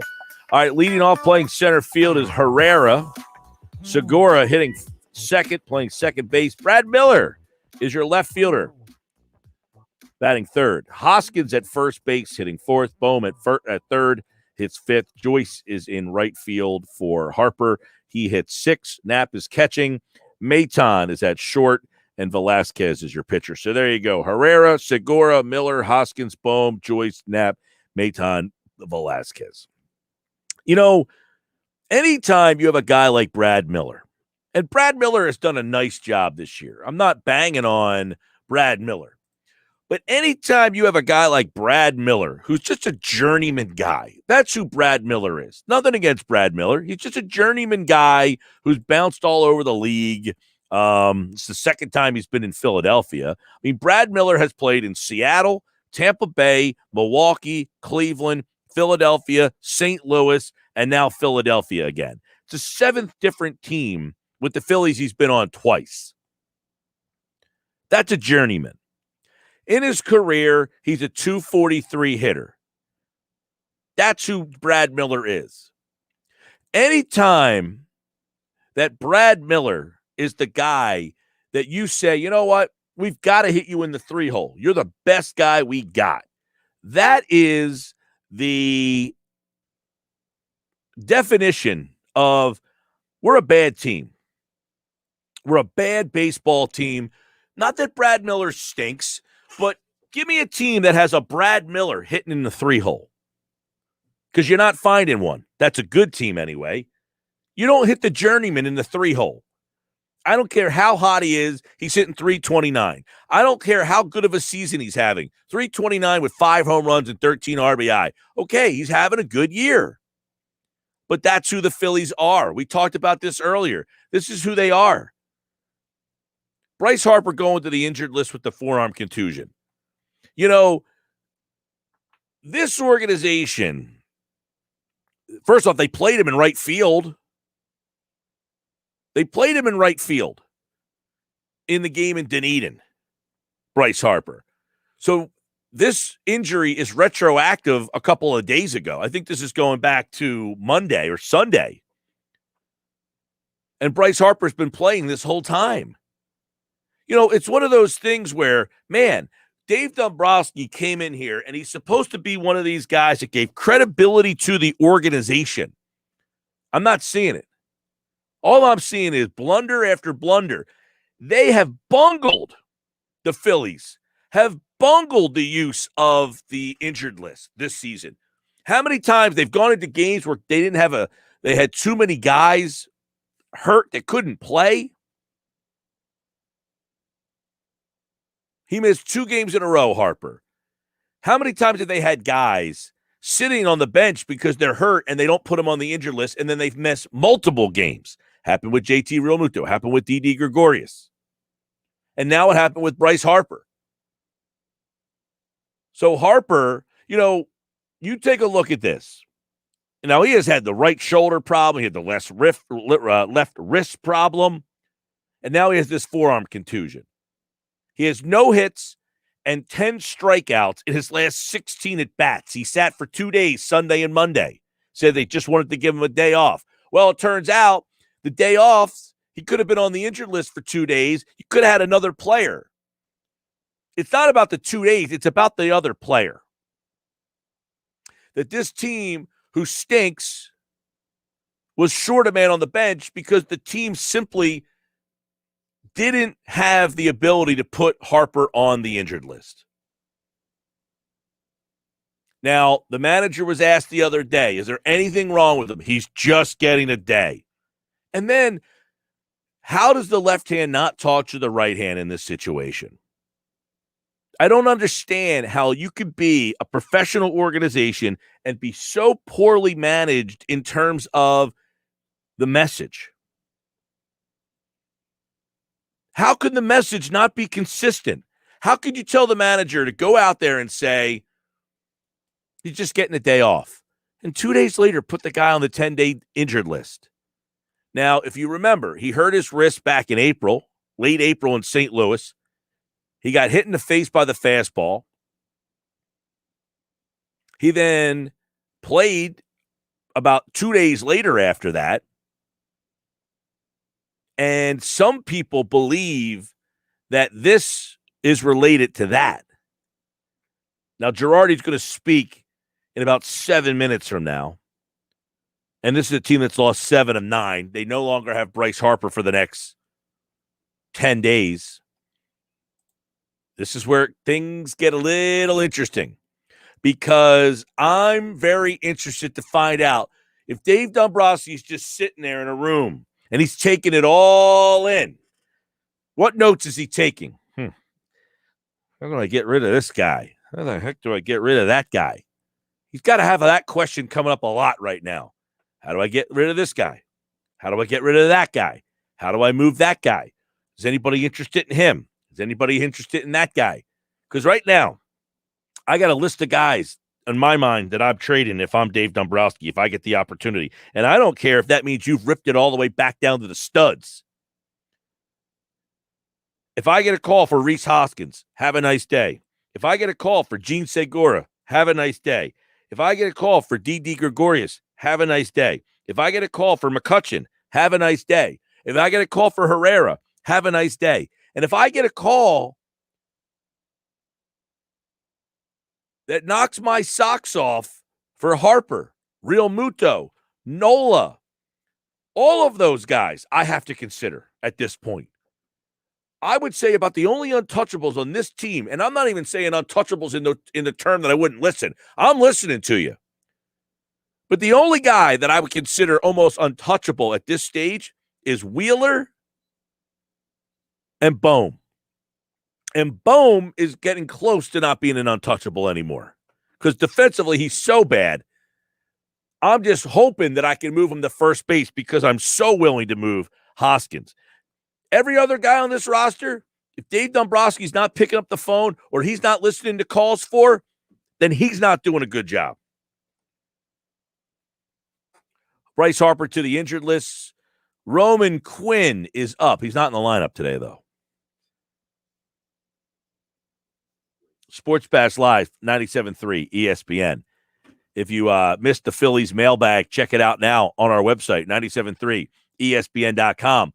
Also, about the Eagles back on the field today, including I'm watching live video of Brandon Brooks, back-to-back torn Achilles tendons. Didn't look like he had much of a problem. Back with more Sports Bash. Football at 4 coming up.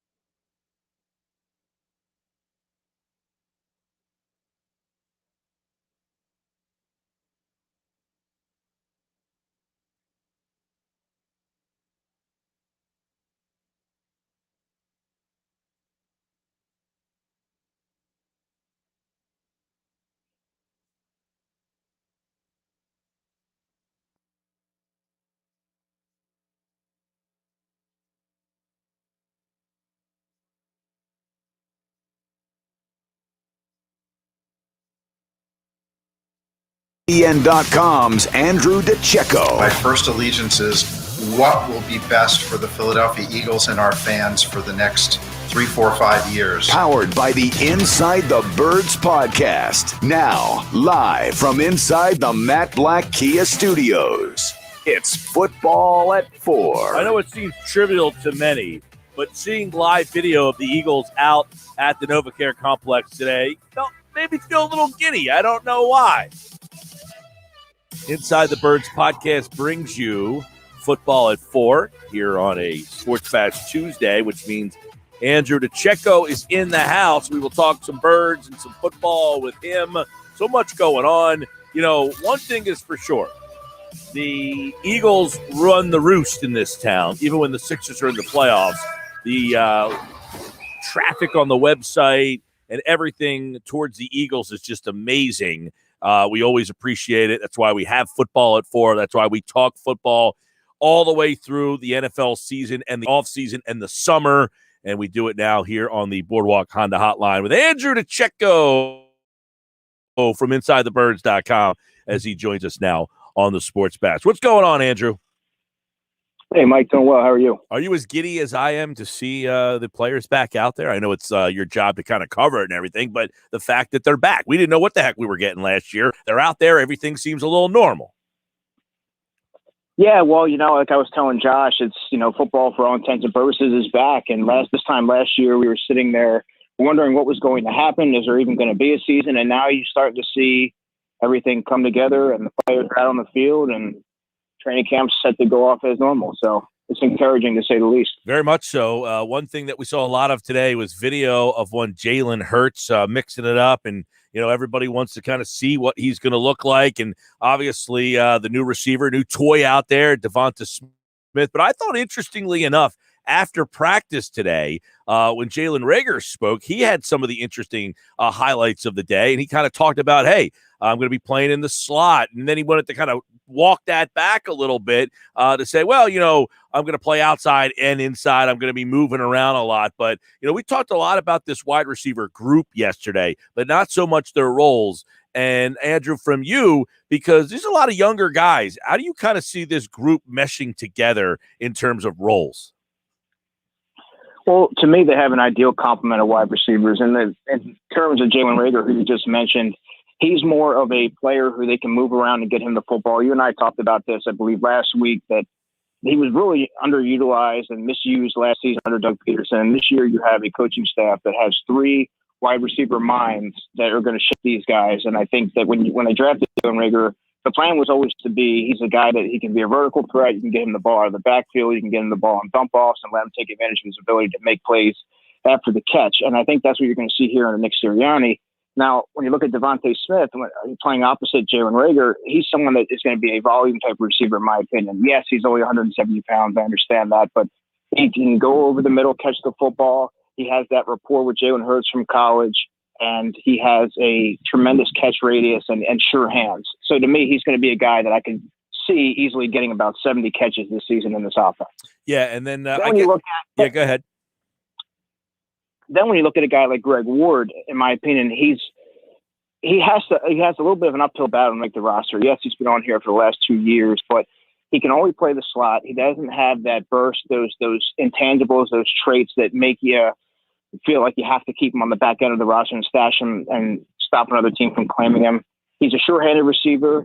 He runs terrific routes. He has great spatial awareness, but when it comes to after the catch ability, it's not there. He's a one-dimensional type of player. Then you have guys like Quez Watkins and John Hightower who also have a little bit more speed, a little dynamic ability. And I think that when you look at Greg Ward, he can find himself on the outside looking in.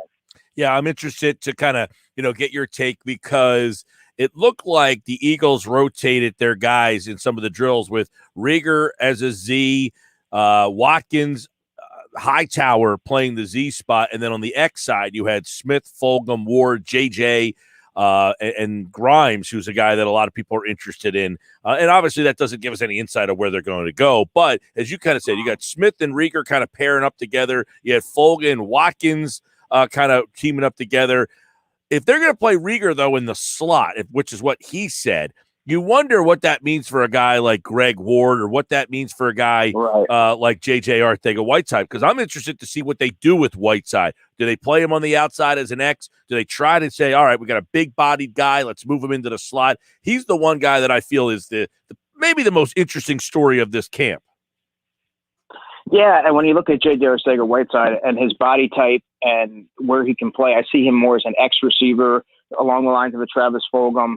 He's going to be going head-to-head with Travis Fulgham. Travis Fulgham, in my opinion, has the inside track. He's played at a high level. We've seen that for a 4-week stretch, granted, but we have not seen that from JJ.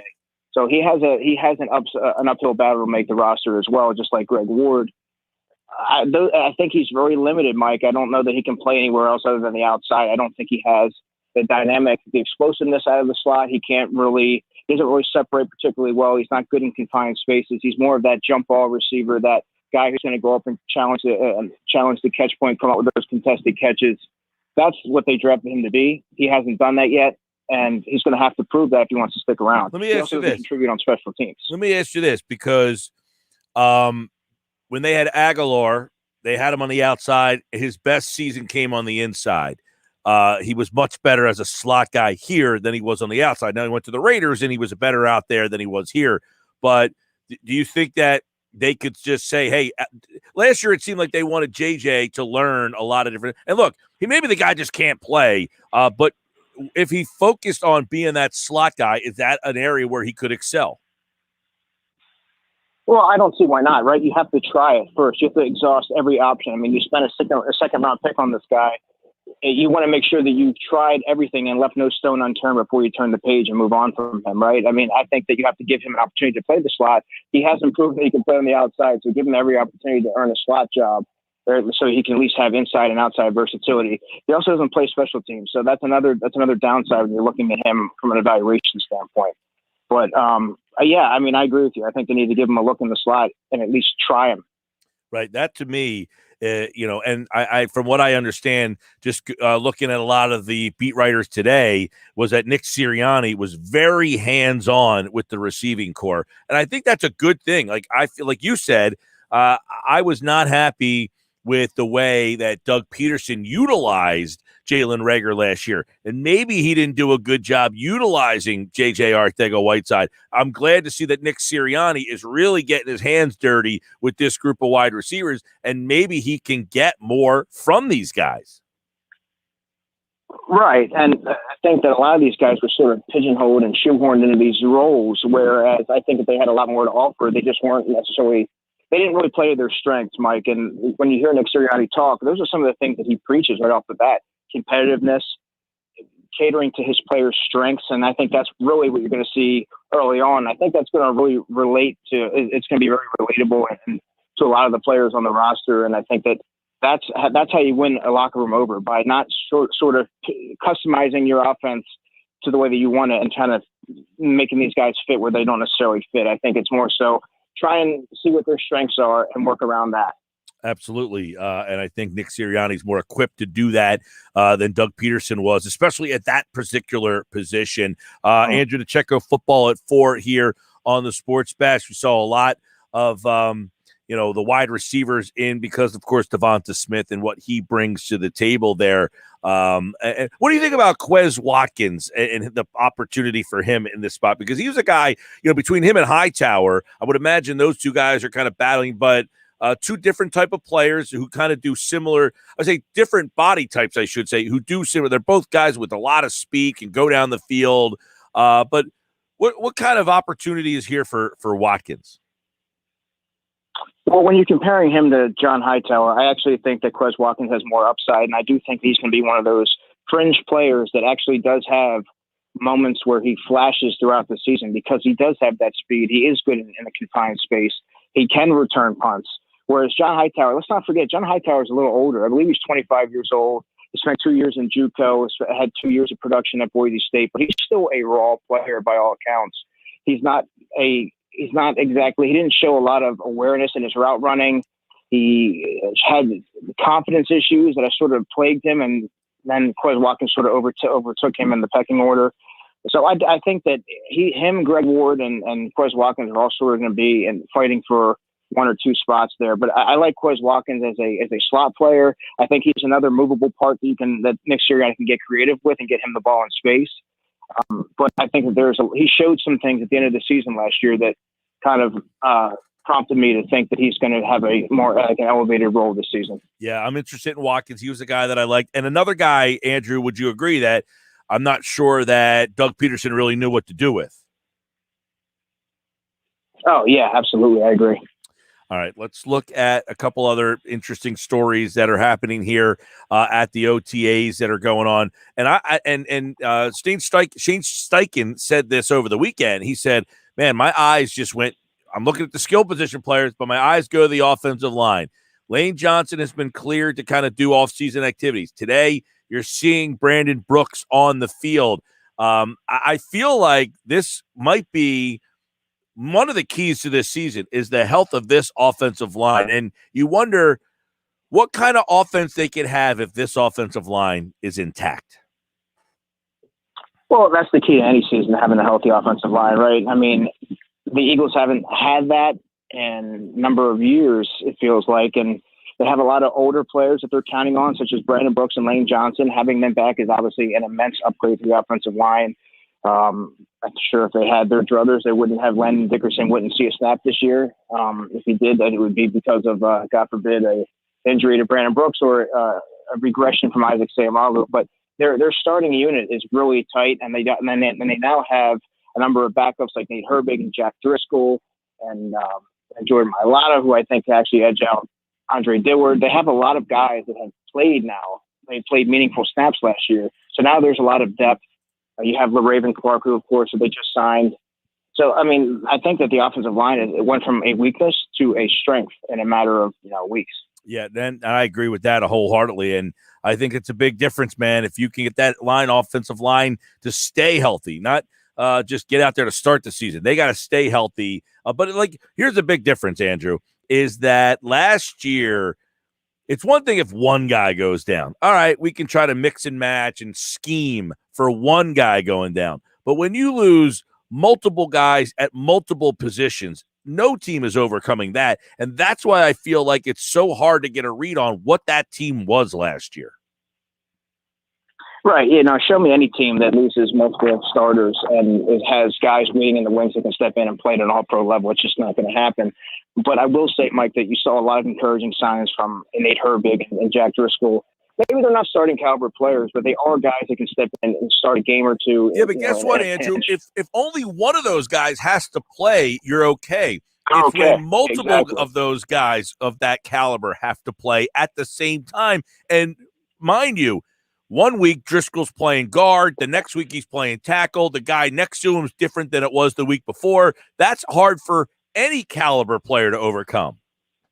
Let alone a day 3 pick who is sort of getting, shuffled around the lineup. I mean, that's a tough ask for anyone, but he was kind of thrown into the fire and had to, he was forged by fire, so to speak.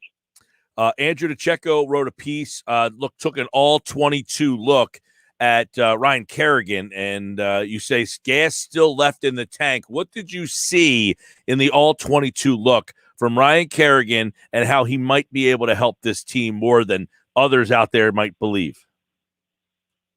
Well, I saw an instinctive pass rusher on tape. I also saw someone who is adept at playing in space, right? You don't necessarily think of a defensive end being able to move like he could, be very fluid laterally, but I saw him chase down guys on screen passes, such as A.J. Green and Samaje Perine, and his hands are very violent and active, and he never stops moving, and he has a lot of juice left in the tank. I mean, he had, I believe it was 5.5 sacks last season, playing just under 40% of the snaps, which was a career low for him. I think in Philadelphia, he's going to, you heard what Jonathan Gannon said about keeping guys fresh and getting everybody snaps. If you're active, you're going to play. Well, I think a big reason for him coming here was because of playing time, and I think he's going to fit in nicely. Wouldn't surprise me if he challenges Derek Barnett at the first starting spot. I literally was just going to say, is he a guy that can play opposite of Brandon Graham? Can you play those two guys on the field at the same time?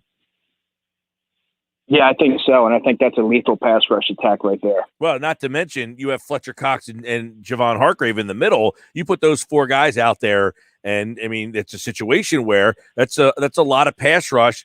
It doesn't help the fact that they don't have a corner to play on the other side yet, but that's going to be a pretty much like the offensive line. If that group, those four guys can stay healthy, you teams are going to have their hands full. Yeah, and let's not forget Josh Sweat, right? I mean, Josh Sweat's a guy who I think could have a breakout season. Is he going to ever be a starter who can log 50 snaps a game? Probably not. He has durability concerns, but when you saw him come in fresh, you saw the burst off the edge. And I think that he's a guy that you can count on as that third defensive end. Let's not forget Nolan Williams, the rookie third-round pick, of course, who will be playing some defensive end and defensive tackle. That's really good depth on paper. Like you said, health is going to be paramount to their success. All right, let me get your opinion and thoughts on a Julio Jones. First off, should the Eagles have any interest there? Well, of course. I mean, Julio Jones is one of the best receivers in football, and if the Eagles really feel like they're in position to contend in the NFC East and make a run, why not? I mean, he's going to make your offense better. He's going to elevate your offense. He's going to help your quarterback. And, I mean, I think everybody would love a Julio Jones on the roster. Yep, I think a lot of people would like him. It's just what would it take to kind of get him. If they made a trade for Julio Jones, I guess the message is we think we can win. Yeah, I mean, if they make a serious play for Julio Jones, they're all in on this season. There's no rebuild. That whole rebuild conversation goes right out the window. Yeah, that's why I'm kind of torn, because I'm like 32 years old. I mean, what am I giving up to get him? But the message to me is, hey, we've got two young receivers here. They got to learn from somebody. That's a great message there. Julio Jones, hey, you're going to work with Devonta Smith and Jalen Reagor, and then all of a sudden that's your wide receiving core. It's like, man, your outlook on this season changed drastically, at least in my mind. Yeah, and the wide receiver room is so young, Mike, that they really do need to add a veteran. I believe the oldest receiver there, the most experienced, is Greg Ward. They need another veteran there to really take these young guys under their wing, show them how to be a pro and elevate the offensive command of room. All right, Andrew DiCecco, Football at 4. It goes by fast as the Eagles are back on the field for the rest of the week here. And, of course, we'll have it covered during Football at 4 with the guys from the Inside the Birds podcast. Check out the new Inside the Birds. It dropped yesterday at 6 a.m. The new one will drop on Thursday at 6 a.m. Tomorrow, Jeff Mosher's here. Adam Kaplan back on Thursday as we'll get some news and notes. And then don't forget that June 1 date is coming up, and there's going to be some more movement going around in the NFL. We'll have it all for you here during Football at 4. Andrew DiCecco at DiCecco NFL, and he, like all guests, appeared via the Boardwalk Honda hotline. All right, Andrew, appreciate it, man. You got it, man. Talk soon. Yeah, man. And as we kind of break this down, that wide receiver core, I want to get Andrew's take later on in the week when he's back on Friday about the running back room. I know he knows Gainwell very well. And then we'll be looking at that secondary. And after we get a couple days at practice here at these OTAs, how this all kind of shakes itself out. Easy for me to say, right? Here on the Sports Bash Live on 97.3 ESPN. All right, so a lot of show left to go. We hope you'll stay with us. Don't forget, you can watch the show live at 97.3 ESPN on Facebook, YouTube, and Twitter. Kyle Dubray checks in. He says, hey, Mike, when we got T.O., he was 32. So was Julio. Oh, I don't think Julio can't play anymore. I'm not saying that at all. I'm just saying, what am I giving up to get him? Plus, he makes $15 million. Guaranteed cash. So they got to figure out a way to do that. But I wouldn't be like, man, what are you doing here? Keep in mind, though, Kyle, when the Eagles got T.O., they were a wide receiver away. I'm not sure they're in the same situation. But what I like is his veteran presence. This is a really young wide receiver room. Really young. You just heard what Andrew said. Greg Ward is the most experienced wide receiver on this football team. And for God's sakes, he was playing quarterback a couple of years ago.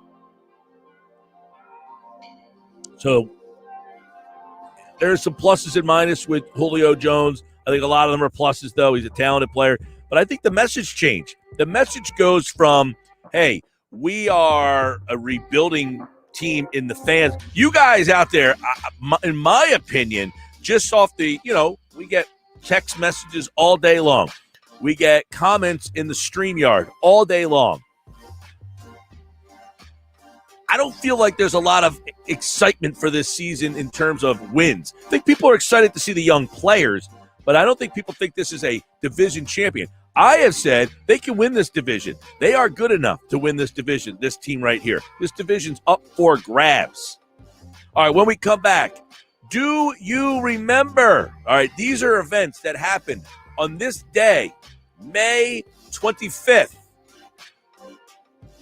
And I got that next for you here on the Sports Bash Live on 97.3 ESPN. This hour brought to you by PropSwap, America's sports betting marketplace. Sell your sports bets and take your profit. Find out how. Go to PropSwap.com or download the PropSwap app today.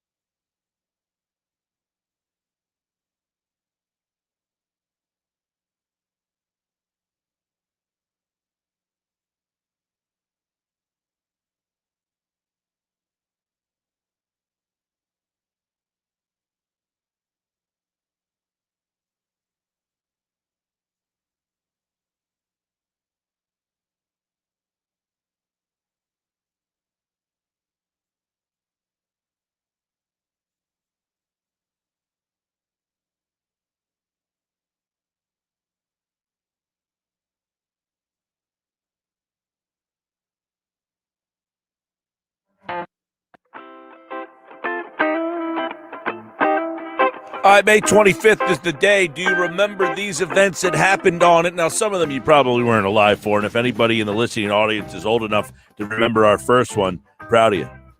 Because on this day, May 25th, we will go through a series of things that happened. My producer, Josh Henning, will assist me with this one here. So, the first one on my list here today, okay? Okay. On this day, in 1935, Babe Ruth hits the final 3 home runs of his career. All today. 7-12, 7-13, 7-14. If you hit 3 home runs in the same day, your final 3, shouldn't you keep playing? Just Maybe. walk off the field? Well, I mean, Ted Williams walked off on a home run. John Kruk walk off when he was like right at 300 and just say, that's it, I'm out? Pretty much, yeah.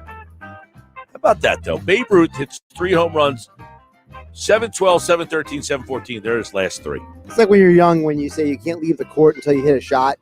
Yeah. You know, it's the same concept. It's like, all right, I'm done. I did what I can. 1965, Muhammad Ali knocks out Sonny Liston. It's the iconic Muhammad Ali photo where you see him standing, the Phantom Punch. Right. They don't make them like those fights anymore. They don't make them like those fights, and boxing has become so political now. It's like, I mean, this whole situation, Fury was supposed to fight Joshua, and now Fury's been ordered to fight Wilder. Yeah, he got sued. I mean, it's just such a mess. It's a dumpster fire. Yeah, I don't know that's ever going to be untangled, that web. I mean, I'm not like the guy who's like, boxing is, they just can't get out of their own way. It's a shame. That's what it is. I mean, when you get a great fight, when you get a good fight, there's buzz in the air, and it's great. But they can't get out of their own way. Listen, Dave Weinberg and I have talked about this multiple times on Weinberg Wins, so we'll talk more about it tomorrow on game night. He feels like boxing just, they have all these opportunities, but like you said, they just can't stop themselves from shooting themselves in the foot. It's a shame, and it'll never get fixed because they'll never have one person like Dana White who oversees it all and runs it all. Because in the there's too much UFC, money in they politics make involved. the best fighters fight Or at each least other. They try to, yeah. How many times has there been a UFC fight that you wanted to see that just simply didn't happen? Well, right now you could probably say it's the John Jones situation. Yeah, but I'm saying, like, you never got, hey, I want to see Mayweather-Pacquiao, and that fight 5 years past its prime happened. Pretty much almost never in MMA. That Exactly, because Dana White says, you're going to fight my organization, you're going to fight each other. But it's also because the fighters themselves step up, too. The fighters in mixed martial arts don't sit around and try to, build up, soft resumes. You know what I mean? They don't go out and try to find a bunch of tomato cans to puff up their resume usually. It's very rarely does a fighter try to go out of the way to not fight people. Like, there were accusations that George St. Pierre was ducking fights a couple times, but ultimately he still fought all those guys. It wasn't like he avoided all of them. On this day, 1975, the Warriors beat the Bullets 96-95 in Game 4 in a 4-game sweep. It's the 3rd title for the franchise, but the first since moving to California.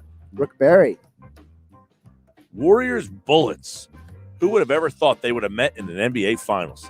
If we talked about like TV ratings, like now, like the Warriors and the Bullets. Oh, by the way, they're now the Wizards. That would have been probably the worst NBA Finals ever.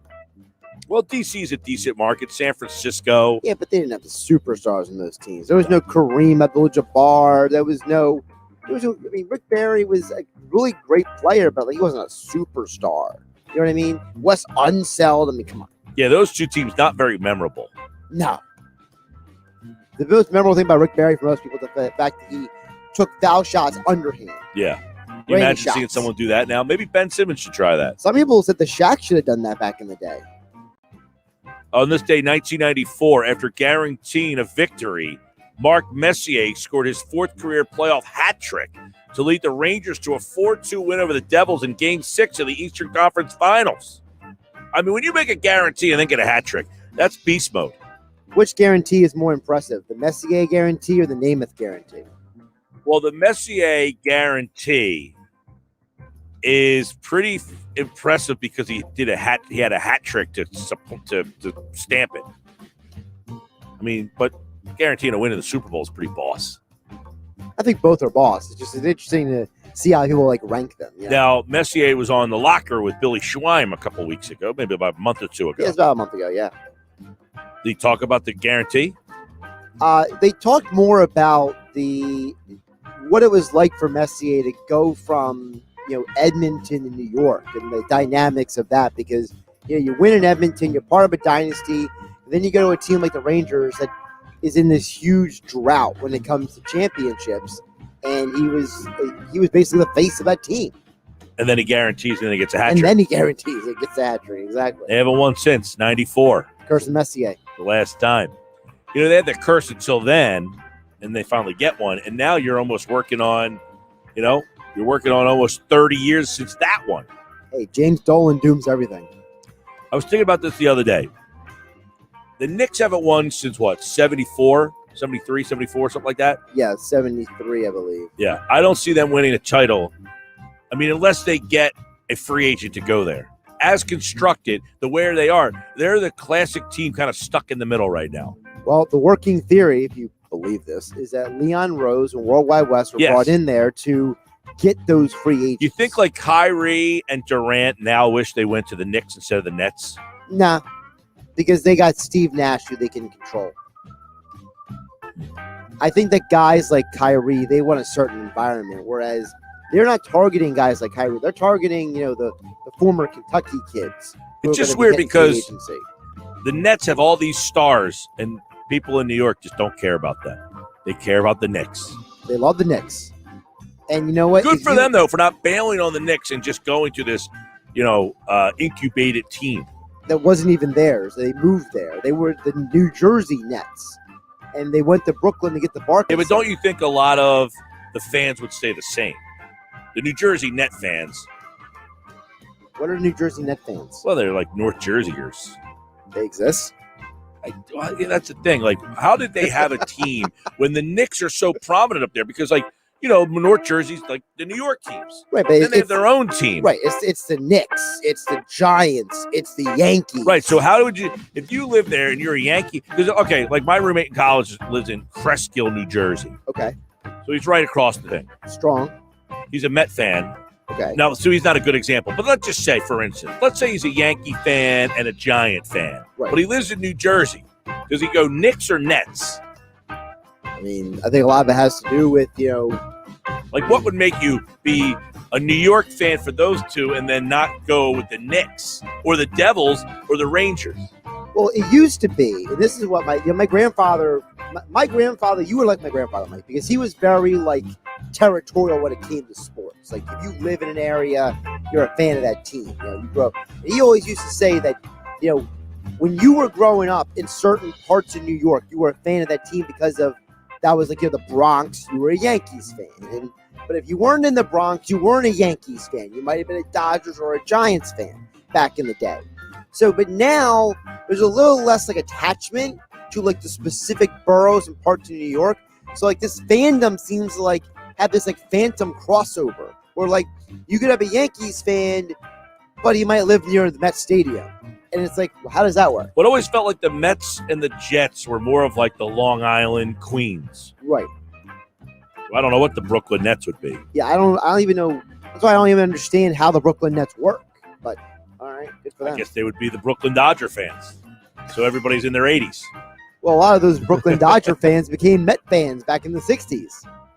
2002, the Celtics erased a 21-point deficit in the fourth quarter of Game 3 in the Eastern Conference Finals to beat the New Jersey Nets 94-90. It's the largest comeback entering the fourth quarter in NBA playoff history. What's tied for? The Clippers did it against the Grizzlies. Do you think the Celtics erased a 21-point deficit in this series against the Nets? Absolutely not. Now, that's 2002. That had to be a net.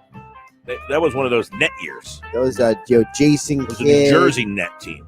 Kenyon Martin, Richard Jefferson probably. I think that was before Vince Carter got there. So that would have been Kerry Kittles. Yeah, they played Shaq.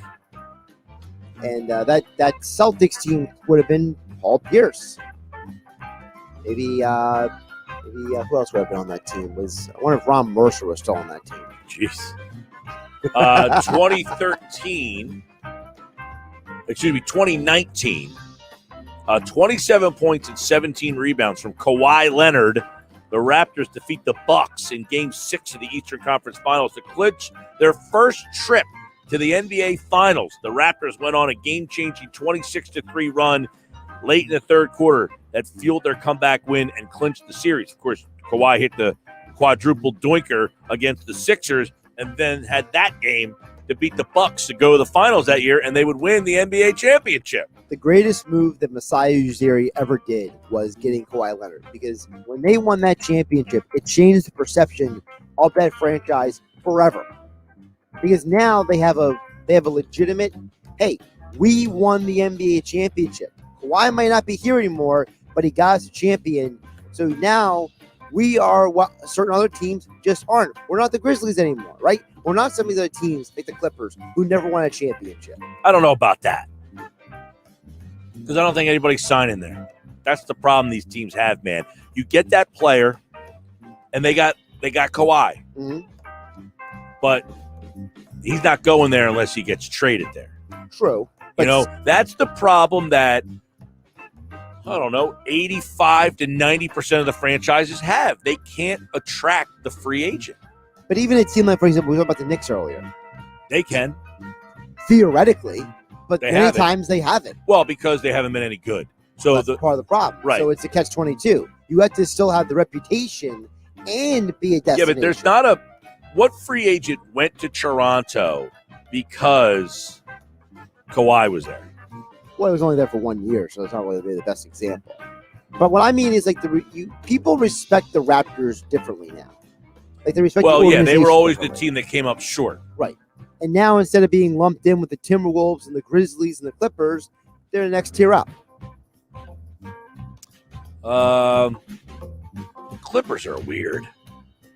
Clippers are a cursed franchise, I think. Just nobody cares. It's the thing about putting two teams in a market that has such a strong historical team. Right. Like, it's hard to be the other team in a city with a dynastic fan base and franchise. Like, being the Knicks and the Yankees, or the Yankees and the Lakers, those franchises just tower over everybody else. It would be so different if it was, like, for example, if a team was in San Francisco and a team was in Oakland, or, just to use that as an analogy. It's not like the Warriors are like some historically legendary franchise. Kind of are. Not more recent. They won a lot of titles in Philly before they moved there. Which game tonight on this day are you most excited about? Celtics, Nets, Lakers, Suns, Mavs, Clippers. There's a lot of good first-round series, actually. I'm most intrigued by the Lakers Suns because I want to see how LeBron bounces back from the game on Sunday. Are they going to go out there and get it figured out, or are they going to just, basically fall on their face again? Because it felt like the Lakers just keep having trouble game. Like, they were very lucky, in my opinion, to beat the Warriors in that play-in game. The Lakers. Yeah. The Warriors are just an average team, But that's the problem. You're LeBron. You're Anthony Davis. You're two of the top 10 players on the planet. And yet you struggled to beat Steph Curry and the band of Misfit Toys? Yeah. Well, I said that night, that the next day is, you're barely beating that team. And now you lose to the Suns when you were a favorite on the line in Vegas. Again tonight. And I'm supposed to sit there and be like, oh, yeah, I believe in LeBron. Like, no, LeBron, you got to show me something. You got to show me that you can get your guys up for this game tonight. That's what I'm looking forward to. All right. What about you? Those three games, Dallas Clippers really intrigues me because the Clippers lost to the Thunder and lost to the Rockets to play in this series. And then they get beaten game one on their home floor. That one's like Jeff Nadu was on earlier with us, and he said, hey, he thinks the Clippers come back and win that game. But if they don't, and they're down 2-0 to Dallas, and they got to go to Dallas, that's an epic fail for them. I've heard two different people ask this question. I'll throw this out to you. A lot of people I'm hearing now feel like the Clippers completely had a horrible game plan against Luka. Didn't see that game. Well, basically, the premise is that they kept trying to double team Luka, which is actually the worst thing you can do because Luka is actually better when he's under pressure than when he's not under pressure. I mean, he's a guy, too, that has a handle that can dribble through pressure. Well, it's also the fact that, so in Europe, I didn't know this before. In Europe, one of the fundamentals they teach you is how to deal with double teams. So, like, you learn at an early age. So, like, kids in our country, we're learning, like, dribbling drills and, like, shooting drills and layup drills. Their drills are how to get out of a double team. Yeah. So, Luka apparently is way overly prepared for that. Now, before the show today, you had a topic that you brought up that you said you were going to ask me. Was it the Phillies thing? I don't think so. Was it a Phillies thing? Not the manager part. Okay, not that one. No, but you said there was something that you were saying, if you want to bring this up, something that was really interesting. Well, I thought it was the Phillies manager thing. Unless you're referring to something else, I'm not remembering off the top of my head now, which is a bad job. Yeah, I can't remember. It's fogging my mind too. So. Nick from Brigantine wants to know, Mike, who wins the Phillies division this year? The Braves. Sadly, the Braves, because the Braves are the only team that is built to win the division. Yeah, they're playing a little better. They've had some injury issues. Well, they also have the roster construction. Like you brought up with Frank earlier. They have the homegrown superstars. They have the pitching. They have the GM that's going to go out and get them the support that they need. The Phillies haven't had a young player that have given a rat's rear end about in 20 years. Jeez. And anyone that you did care about, they haven't worked out. I mean, the last guy that I can think of that you actually cared about when he came up that actually turned out to be anything was, Cole Hamels? Well, Don Brown, when he came up, everybody was pumped for Well, that. I mean, that turned out, actually panned out. There's a lot of guys that have come up that have been hyped. Hoskins has been okay. Because, there was that run there. It was Jimmy came up, and then Chase came up, and then Ryan Howard came up, and then Cole Hamels came up. And it felt like almost every other guy that was coming up, you were like, this guy's going to be something. And then ever since then, it's just been a bunch of know-nothings. All right, coming up, I got some thoughts on the games from last night, some thoughts on the games tonight, Tuesday with Thompson. Michael Lee from the Washington Post is going to join me at 5:25. He's got an interesting story on Joel Embiid today. Stick around.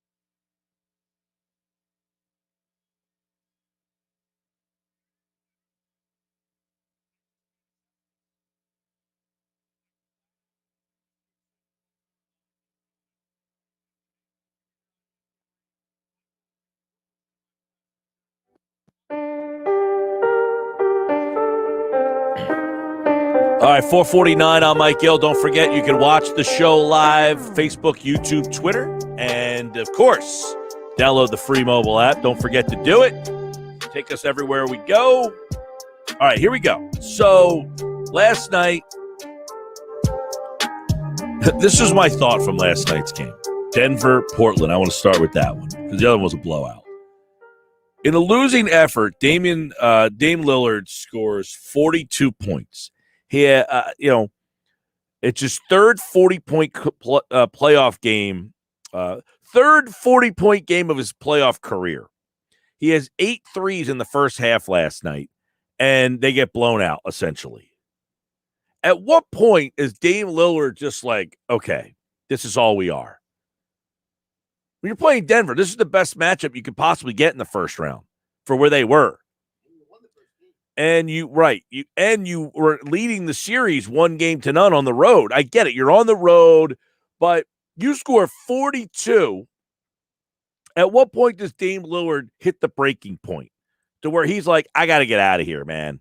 This is all we're ever going to be. They've been to a Western Conference Finals. I get that. But he knows it. He's a competitor. He knows in his head, we just don't have the bullets, man. We're not good enough. Lillard's 4th career playoff game with 30 points and 10 rebounds. Of course, he scores 42 with 10 assists, I should say. He is one of those players that we will always underappreciate because of where he played. If Dame Lillard's doing this for the Knicks, if Dame Lillard's doing this for Boston, if he's doing this for Miami, Chicago, this guy is the star of stars. Man, if you were watching that game last night, now I watched a lot of that game. He made you keep watching that game, even though, I mean, by the way, Jokic was unbelievable too. And I'm just watching Lillard, and I just kept saying to myself, how can he stay here? It's a shame. It's, and I'm not the guy that wants you to go chasing championships. Like, you stay in Portland, but it was just like Josh and I were talking about. Portland's not getting a guy to go there. This is where the NBA has such flaws in the system that it's almost unfixable. And hence you got all this tanking problem. I'm actually, I've been reading the Jake Fisher book. About halfway through, I think. And the whole book, you're just thinking to yourself, all of these organizations, all of them, the inner workings of these organizations are all about, if we can't win, we have to lose. And that's like Portland. We're good enough. What's the mentality of your ownership group? But at what point does the mentality of the player in Dame Lillard become, I got to get out of here? It's just a weird dynamic where you just know we're the Portland Trailblazers. We're just not good enough. Just not good enough. I scored 42, and we got beat 128-109. The game wasn't close. Over to the other one. This one's interesting because you remember these two teams played last year, and the Heat beat them. I think this is a good indicator so far anyway of how the bubble changed some things. The Bucks have a crowd. They're playing at home. They look so much more comfortable than that series last year. Antetokounmpo last night, 31 points, 13 rebounds, 6 assists. The only player with more than one game like Giannis had last night, 31, 13, and 6, okay, is LeBron James, who's done it twice. He had his second career playoff game with 30, 10, and 5 in 31 minutes of action. The question I have with Giannis, now they won that game going away. I think they had 22 three-pointers last night, which is epic. Miami don't have enough. Miami's the team that last year changed the perception because of what they did to get to the finals. And I think a lot of people were like, well, did they do that in the bubble? And then we talked about all year long that, they're not that good. This is who they kind of are. The Miami Heat are the anomaly last year getting to the finals. We all know this. Jimmy Butler's great, but he's not the guy that you win the championship because he's the best player on your team. And that Heat team is Jimmy Butler, good player, great player, not elite player. They don't have another guy. Adebayo's very good too, but he's not there at that stage. If Tyler Hero is your third scorer and Kendrick Nunn is your fourth scorer, you're not beating the Bucks. You're just not. That team's limited, very limited scoring. They shoot the three. Last year they were bonkers shooting three with Robinson and Hero, but that team's they're just an average bunch. It's a shame they lost Oladipo, but he wasn't the same player either. I think the Bucks. We were all talking about, the Bucks got this horrible draw. The Bucks are going to end up sweeping the Heat or beat them in 5, and they're going to be the team that people are like, this Bucks team looks like they're the real deal. That's what's going to end up happening. And then they're going to play the Nets, and it'll be super interesting. Looking forward to that. All right, when we come back, it's a Tuesday with Thompson. The PT's here. I told you earlier in the show today, the Phillies don't stink. The roster's not bad. They lack self-pride. That's their problem. I'm going to ask Pete Thompson what the biggest problem he sees with the Phillies is, because he'll give it to me straight. I believe him. Right now on our website, 973ESPN.com. Check out Paul Hudrick's latest Sixers questions and more Sixer notes.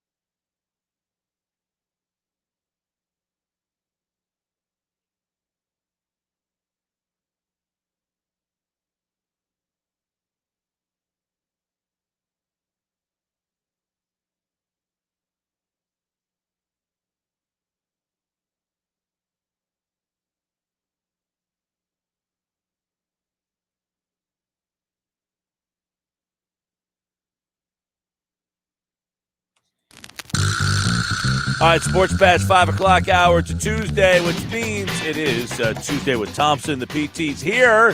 I'm Mike Gill. What's going on, everybody? Good to have you with us. There's Peter, and we'll get to him in just a second. Sports Pass brought to you by Dorothy Gale Roofing. There's no place like your home.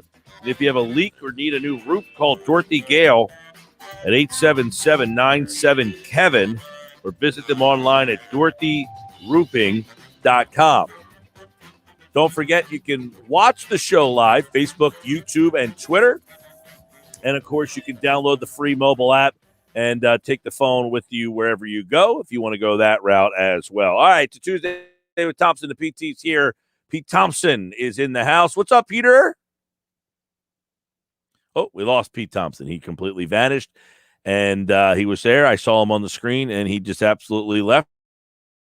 And now he's trying to get himself back into the mix, and he's got his thumbs up, and he's ready to go. There he is. The PT is in the house. Let's try this again. Hi, Pete. Sorry about that, buddy. I couldn't hear you the first time. I could see you. I could see the lips moving, and I was like, let me back out of this and back in again. My microphone had muted itself for some odd reason. So anyway, we're here. We're connected. All right. So I opened up the show today. People said I was in a very ornery mood. An ornery Mike Gill is a good Mike Gill. I mean, I hope you've calmed down since then. Oh, I have, but the object of my ire, let's say, was the Phillies losing to the Marlins yet again. Yeah. And then I see everybody, a lot of people going after the manager's fault. And I said, you know what? I'm not going down.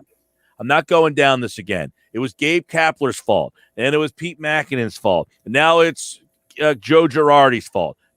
This is the same core group of guys for the last 3 seasons.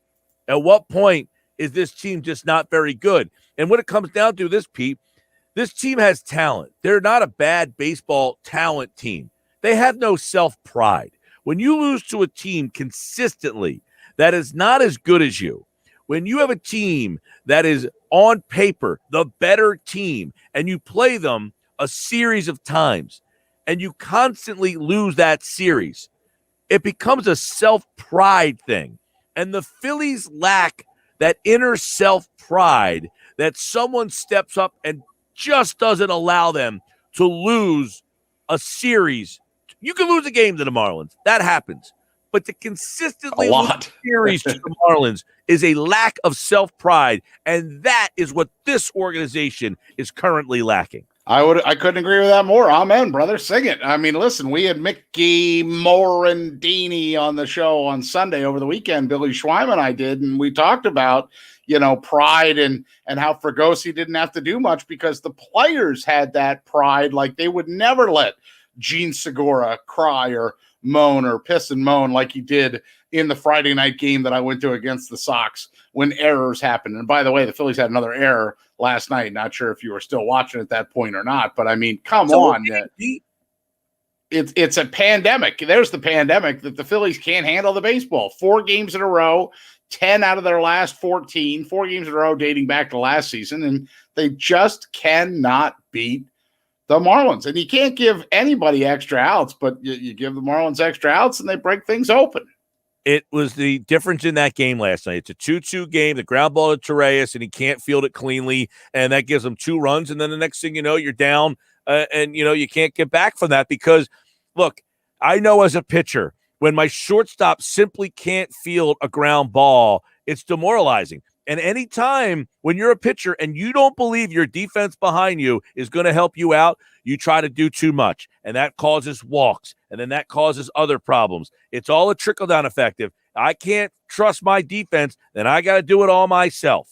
It's really bad. I mean, 14 errors for the Phillies in their last 10 games. They're minus 28 in defensive runs saved. That's the worst mark in baseball. That's basically a measure of how good are you defensively. And, they weren't this bad all the time, but all of a sudden they're the worst defensive team in baseball. And where did that happen? Good question. And it's a lack of focus is what that is. And I mean, I don't know, you can say that the manager, what does he do? Does he bench the guys? Does he say, hey, you make an error, I'm going to sit you like you're in, like he's a little leaguer or something? I don't know. To me, that adds to the lack of self-pride, is that you don't have enough pride to have, the mental focus for the 2-3 hours that it takes to win a Major League Baseball game. Yeah, and I mean, listen, like Segura, for example, in that game that I was at on Friday, he also hit a home run. So, I mean, that to me is like the modern game right now. I'm pissed at the guy for laying on the ground and bitching and moaning because a ball didn't go his way or he did something wrong. But he also, that's the same guy that if you're going to crucify him, then he's not in the lineup to hit the ball over the fence. And not a lot of people are doing that right now. Not a lot of people are hitting the ball, period. I mean, that's another thing that Billy and I went back and forth on Sunday, and I'll pick your brain on too. I mean, I cannot believe how much the Phillies are striking out this season and how accepted it is. I mean, they're at the front of the pack right now on strikeouts. When in Sunday's game, when McCutchen struck out to end the fourth inning, that was their 480th of the season. That's the number of whiffs it took over the entire 60 games last season. So 47 games for them to reach that mark. And I mean, they had the seventh fewest last year, and now they're leading the National League in strikeouts. They are brutal at hitting the baseball. Just make contact with the ball, and because they're all trying to uppercut and because they've all tried to launch angle and get the ball over the fence, teams are striking out at historic rates, and the Phillies are one of them. They're the worst. Well, I know that we had Tommy Green on yesterday, and I said, man, you would have loved it. Pitch. Any pitcher right now is looking at their chops saying, give me these guys. These guys all get themselves out. I always say when you're pitching, just let the batter get himself out. They'll all get themselves out because they have horrible swings, especially at the age group that I'm coaching. You're teaching kids at that age group to swing like a major leaguer. Well, how many kids at 13, 14 years old are going to be able to uppercut one out of the field? No, just let him get himself out. I said half these kids will just get themselves out. Well, that's the major league level now. Tommy Green, just don't get themselves out. That's exactly what he said yesterday. These guys are getting themselves out, and they're striking out and popping up half the time. I mean, the Phillies, though, when you strike out like as much as they do, it's hard to criticize them because everybody else is striking out too. They're striking out 10 times a game. The best team strikes out 8 times a game, I think is what the number is, right? Right. Yeah. And so, I mean, it's not just the Phillies. I get that. But when it's the Phillies and who's the other team, there's 2 teams that are the Rays, the Tampa Rays. Those are the only 2 teams that the only team that's worse in baseball striking out or striking out more are the Rays. And that's bad, man. I mean, and did you see what JT Realmuto said last week, by the way? The Rays are a good team, though. This one snuck in here. They are a good team. This one snuck in here. JT Realmuto said that the offensive struggles could be fixed if the league would clamp down on pitchers doctoring the baseball with foreign substances. Wait, what? What? Right? I didn't see that. Are we going back to Gaylord Perry? I just stumbled across it here while I'm talking about strikeouts and looking for more things. And JT Realmuto on May 20th talked about that the Atlantic League is going to use rule changes to try and obviously they're going to move the pitching mound back a foot farther in the Atlantic League, right?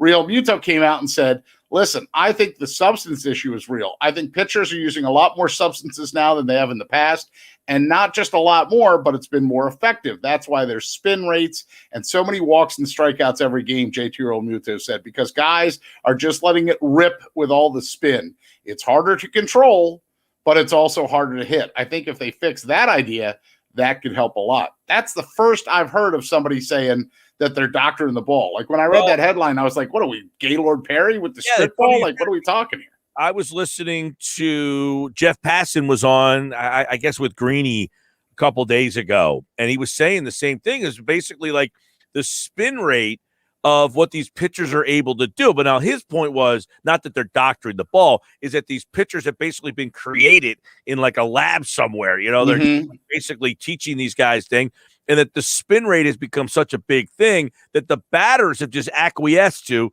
hey, they got that, so we got to do something to try to combat it. So what is that? Well, we will, we will just basically try to hit a home run every single time up. Right. And I'm looking through this more and deeper. I mean, obviously pitchers have been accused of doctoring the baseballs for years, but the league, MLB, was concerned enough that in spring training, they put out a memo saying that they were going to crack down if you used pine tar or things like that. Trevor Bauer in 2020 told HBO probably 70% of the pitchers use a foreign substance to add spin to their pitches. And that tackiness is a bigger advantage than steroids ever were, Bauer said, because it can alter the movement of every pitch. I mean, this is the first I'm coming across this, and I'm like, aha, maybe Real Muto has a point here. He says, you see pitchers out there all game long doing this as he touched his glove hand, and they're not doing it. What do you think's on that glove, Mike Gill?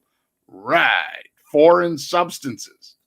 Yeah, I mean, that's a pretty – now, this was Jeff Passan, the conversation they were having about this must have been – what day did you say this article was from? This came out – this is a Matt Breen article on May 20th, so this is 5 days ago. Okay, so that sounds about right. It was probably 5 days ago. I was in the car listening to this, and I'm thinking to myself, this is kind of interesting, like that this is, him basically coming out saying that, 520. This is exactly what it was from. This is what Jeff Passan said. Take a listen. The fact that it's happening more frequently now, I think that part speaks to a problem within the sport. But I think the no-hitters themselves, individually taken one by one, they have still all been awesome. It's a good question whether or not they overcorrected, but they definitely did correct where it doesn't fly as much as that used to. But I don't think it's that dramatic or drastic.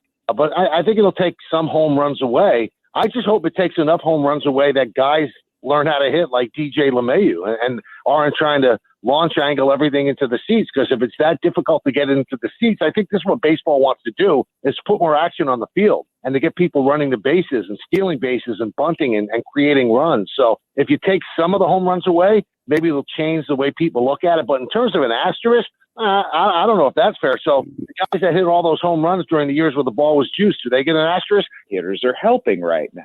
And hitters are helping because of a consequence that's been a decade plus in the making. This all goes back to pitchers really figuring out how to, I'm not going to say perfect themselves, but pitchers figuring out how to evolve faster than hitters. There you go. So that was a conversation between Mike McKay, the Yankees play-by-play voice, and he also hosts a show on 98.7 New York. Okay. And Passan, and they're going back and forth about, the pitchers have basically 10 years in the making have now pushed themselves ahead of where the hitters are. So the hitters are now saying, hey, to combat that, we've got to do this launch angle and try to, because their point is, Pete, the pitchers are so good to string one hit and then another hit and then another hit together is almost impossible. Let me ask you this. You pitched, but put yourself in the mind of the hitter for a second, or the pitcher. Take either side of this. I don't mind.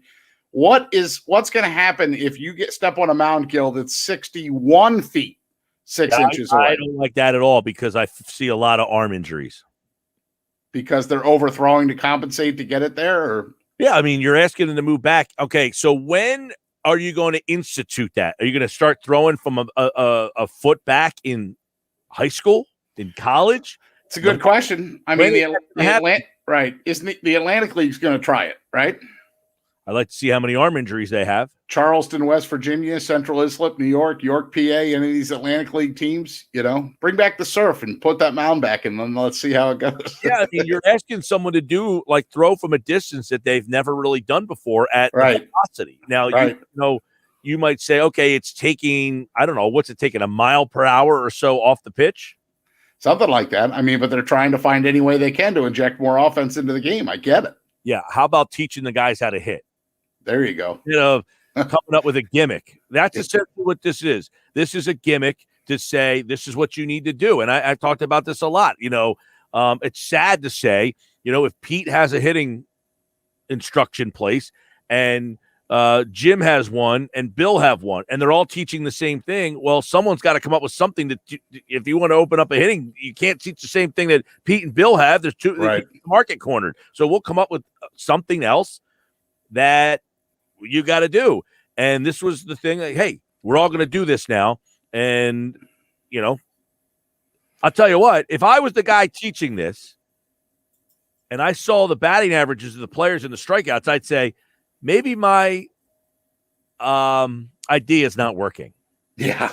I mean, imagine if you're the Phillies hitting coach right now. That's not to say, Pete, that it doesn't work for some. The truly elite players can do it, but not everybody's truly elite. You're teaching the 12th guy on the roster to hit the same way as the first guy on the roster. That's the flaw. Yeah. And remember when a guy hitting 100 was like a big thing? Oh, he hit 100 in a game. Now it's like passe, right? Oh, yeah, he hit 100 a couple times. I mean, no disrespect, but there's a high school kid hitting 100 in our area, right? It's completely changed. Yeah, the velocity has changed astronomically, but the problem has become the mindset of the hitter has changed with the velocity of the pitcher. Yeah. And pitchers have such, tremendous repertoires now. You see these guys coming on the bullpen, except for the Phillies, evidently. They all throw, gas with some sort of, all-speed pitch. But the hitter is getting themselves out. That's the biggest problem. And the Phillies lineup gets themselves out because they are not – whoever taught them what they taught them taught the wrong guys what to – you know what I'm saying? Like, right. It's not for everybody. It's not for a lot of guys on this Phillies team. I can tell you that much. Yeah, pitching's never been more dominant, that's for sure. Pitchers have never been tougher to hit, And even though, like, the manager can go say to the umpire, hey, check that guy's glove, who's going to complain if his own guy is doing it as well, right? If everybody's doing it, you're not going to complain about the Braves guy if your guy on the Phillies is doing it. Nope. And it seems very frustrating. I mean, that to me, I've come to terms with, okay, people say, what's wrong with this Phillies team? They lack self-pride. Mm-hmm. A poorly constructed roster in some aspects. Like we look at the Sixers. They had good players. The roster wasn't constructed very well. The Phillies have good players. It's not a well-constructed roster, and they have nobody in there. That's where the self-pride comes in, Pete. That says we're not losing to the Marlins. It's just not happening. We're not – look, the Marlins are on the schedule. We take 2 out of 3. No matter what, we take 2 out of 3. Bob Wankel was on Friday. Listen to what he said, Pete Thompson. This is almost mind-blowing when you hear this statistic here. This is like you got to be just take a listen to what he said. If you go back to the start of the 2019 season, the Marlins have played everybody else in baseball at a 62-win pace over 162 games. They played the Phillies at a 96-win pace since the start of 2019. That's unbelievable. 2-win pace against everybody else. Right. But against the Phillies, they have a 96-win pace. Yep, they're licking their chops when they see Philadelphia come to town, or they're in Philly. Either way, the Marlins are certainly not afraid of the Phils. If the Phillies simply focused up and beat the Marlins, they're a playoff team in 2 out of the last 3 years. Yep, and yet they can't. That's their vex. That's their Achilles heel. 4 games in a row dating back to last season, 10 of their last 14. Since the beginning of 2018, Mike Gill, the Phillies are 9-17 at that mausoleum known as the Marlins ballpark. It gets so quiet in there, people don't care. Well, last year was a lot. Unfortunately, neither do the Phillies. How was being at the ballpark no mask, PT?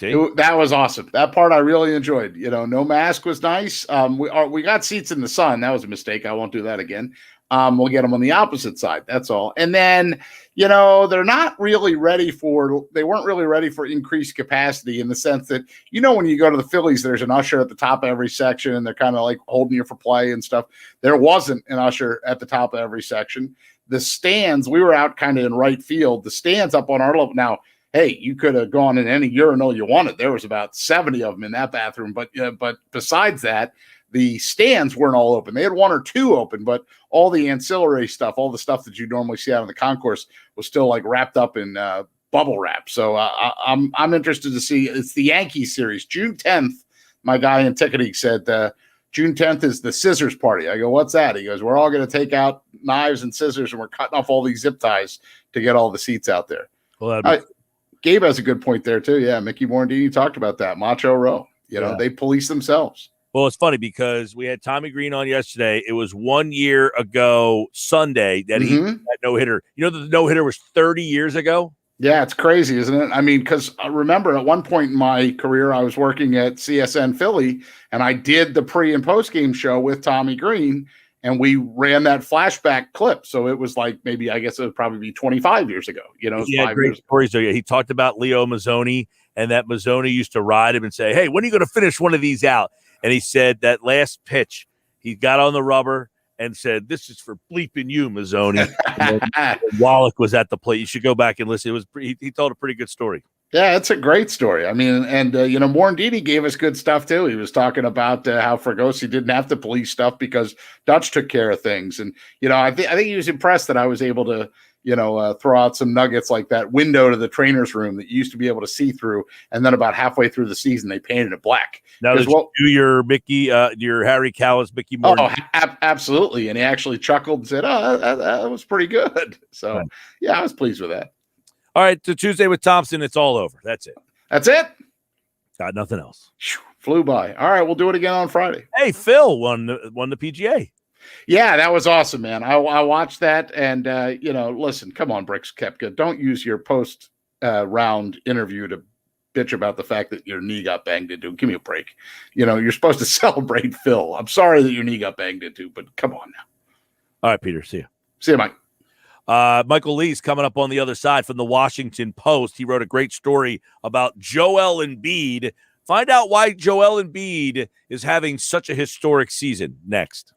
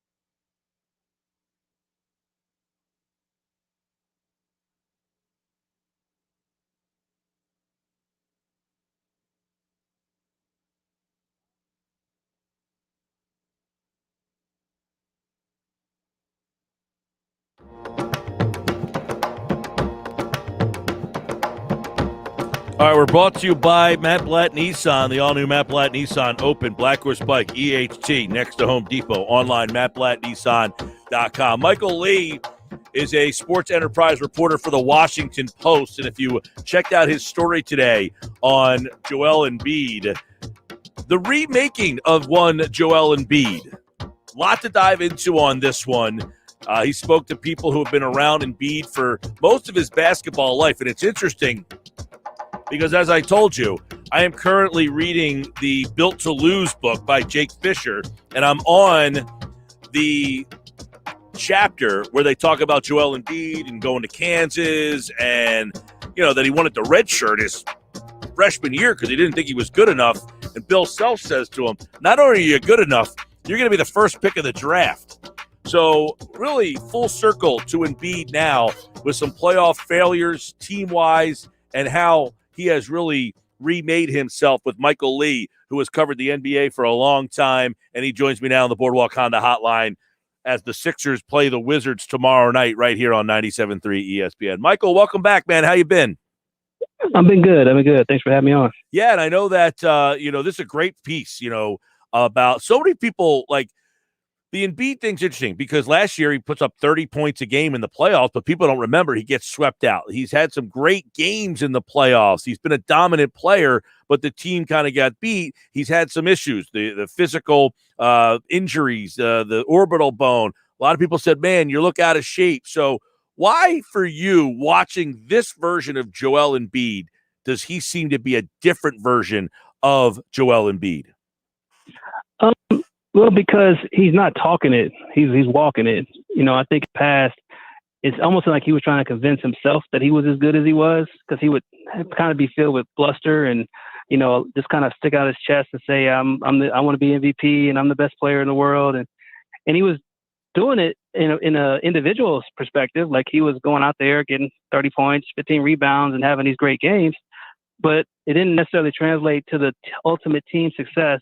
And he didn't always step up when his team needed him the most, especially in the fourth quarter. And I think that, after you've kind of been kicked in the face a couple of times, it sort of hits you that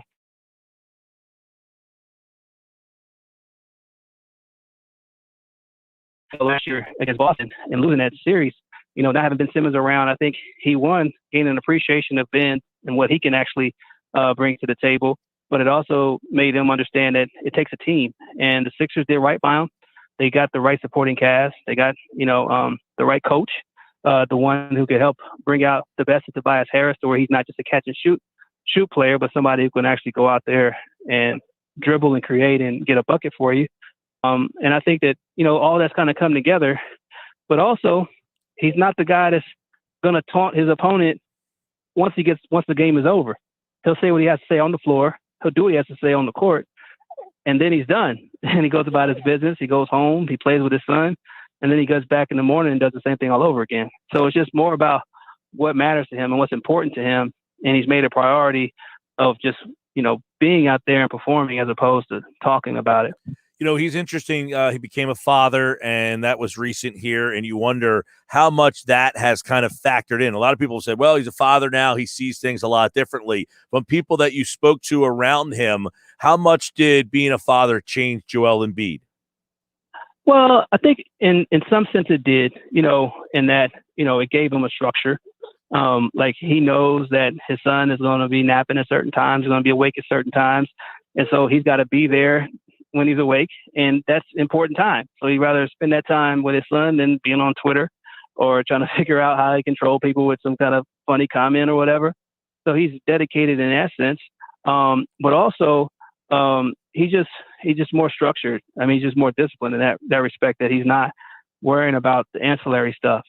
His family is important to him. Arthur, the name, comes from his brother who passed, when he first made it to the Sixers, and he died in a car accident. And I think that that's something that's always stayed with him. So his family's always meant a lot. So now that he is a dad, he wants to be like his father and be a role model for the family. That's put everything into perspective for him. But that's not the reason why he's playing this way. I think it's all just a progression. I think it's all kind of comes together at the right time, and that's why it's all come together on the court the way it has, because it all adds up. It's not just one thing and say, boom, that's the change. A lot of things had to come together for Joel to sort of reach this moment. Michael Lee's with us from the Washington Post, at Mr. Michael Lee. If you want to try to find that article, it's over at thewashingtonpost.com. It's called Focus, Fatherhood, and Fewer Tweets, the remaking of Joel Embiid. How much, because a lot of people, the Sixers were, they went through the process, and he bought into it. In fact, he shouted out Sam Hinkie the other day. He still refers himself to that. But how much of the remaking of the roster has helped Joel Embiid as well? Yeah, I mean, the process is over. No one's going to say it in Philly, and fans are all tied into all that stuff. But the process ended like the minute Brett Brown was gone, right? That's the last real tie to that. I mean, the process is really about just tanking and acquiring assets. Well, you've already gone beyond that point now. Now you're at the point where you have your two studs, the guys that you lost all these games to get. You got two of them right now, and they're all-stars, so you're feeling good about that. But now it's about getting the right pieces around them. Last year they had the wrong pieces around them. Al Horford was a terrible fit. Like, he was not the right fit to play with Joel Embiid. But, Danny Green is not a better player, but he's a better fit. Right. Steph Curry is not a better player, in terms of, career stature, but he's a better fit. And so when you add guys like that, you add a guy who won a championship like a Dwight Howard, you add these guys to the team, you raise the level of professionalism for the group. You add a George Hill, a guy who's, been to the finals and has played, in big time playoff moments. You add a maturity to the entire group that can help police the locker room. That's something they didn't really have before with the Sixers. They just had, they had Joel and Ben, they did their thing, and everybody else tried to fit in. But now that you can see that the veterans, like a guy like Danny Green, I was joking the minute that they traded for Danny Green. I was like, well, the Sixers are about to win a championship because he's been on the team that won the last two. Right. And, it's not because of him, but it's because of what the type of professionalism that he brings, type of leadership that he brings. Danny Green won since he was in college. He won in San Antonio. So he knows and guys respect that. If he says something, they can respect that. And so that's what's been added to the 76ers this year. So Joel knows that as a leader, he's got to show up every day because his teammates are going to demand it of him. They're not going to accept him to just, oh, you're the best player, you get away with whatever you want. No, yeah, you're the best player, but I just play with LeBron James. What are you going to say right. in terms of a commitment? LeBron's here every day. Like, you need to be here every day. Like, and so if you want to be on that level, then this is what you got to do. And adding guys to the locker room who have that, that have what Joel wants in terms of a championship, that's what you need. And I think that, like I said, there weren't like big name superstar type additions, but sometimes when you just raise the level of professionalism, that's going to be what's needed to elevate your stars. And that's what the Sixers did. Now, Michael, how much, in league circles and other teams and other players leave because of the, we all know in the NBA, you have to have that star. You have to have the guy who you can say is the best player on the best team. And how many of those exist in the league? 3, 4, maybe 5?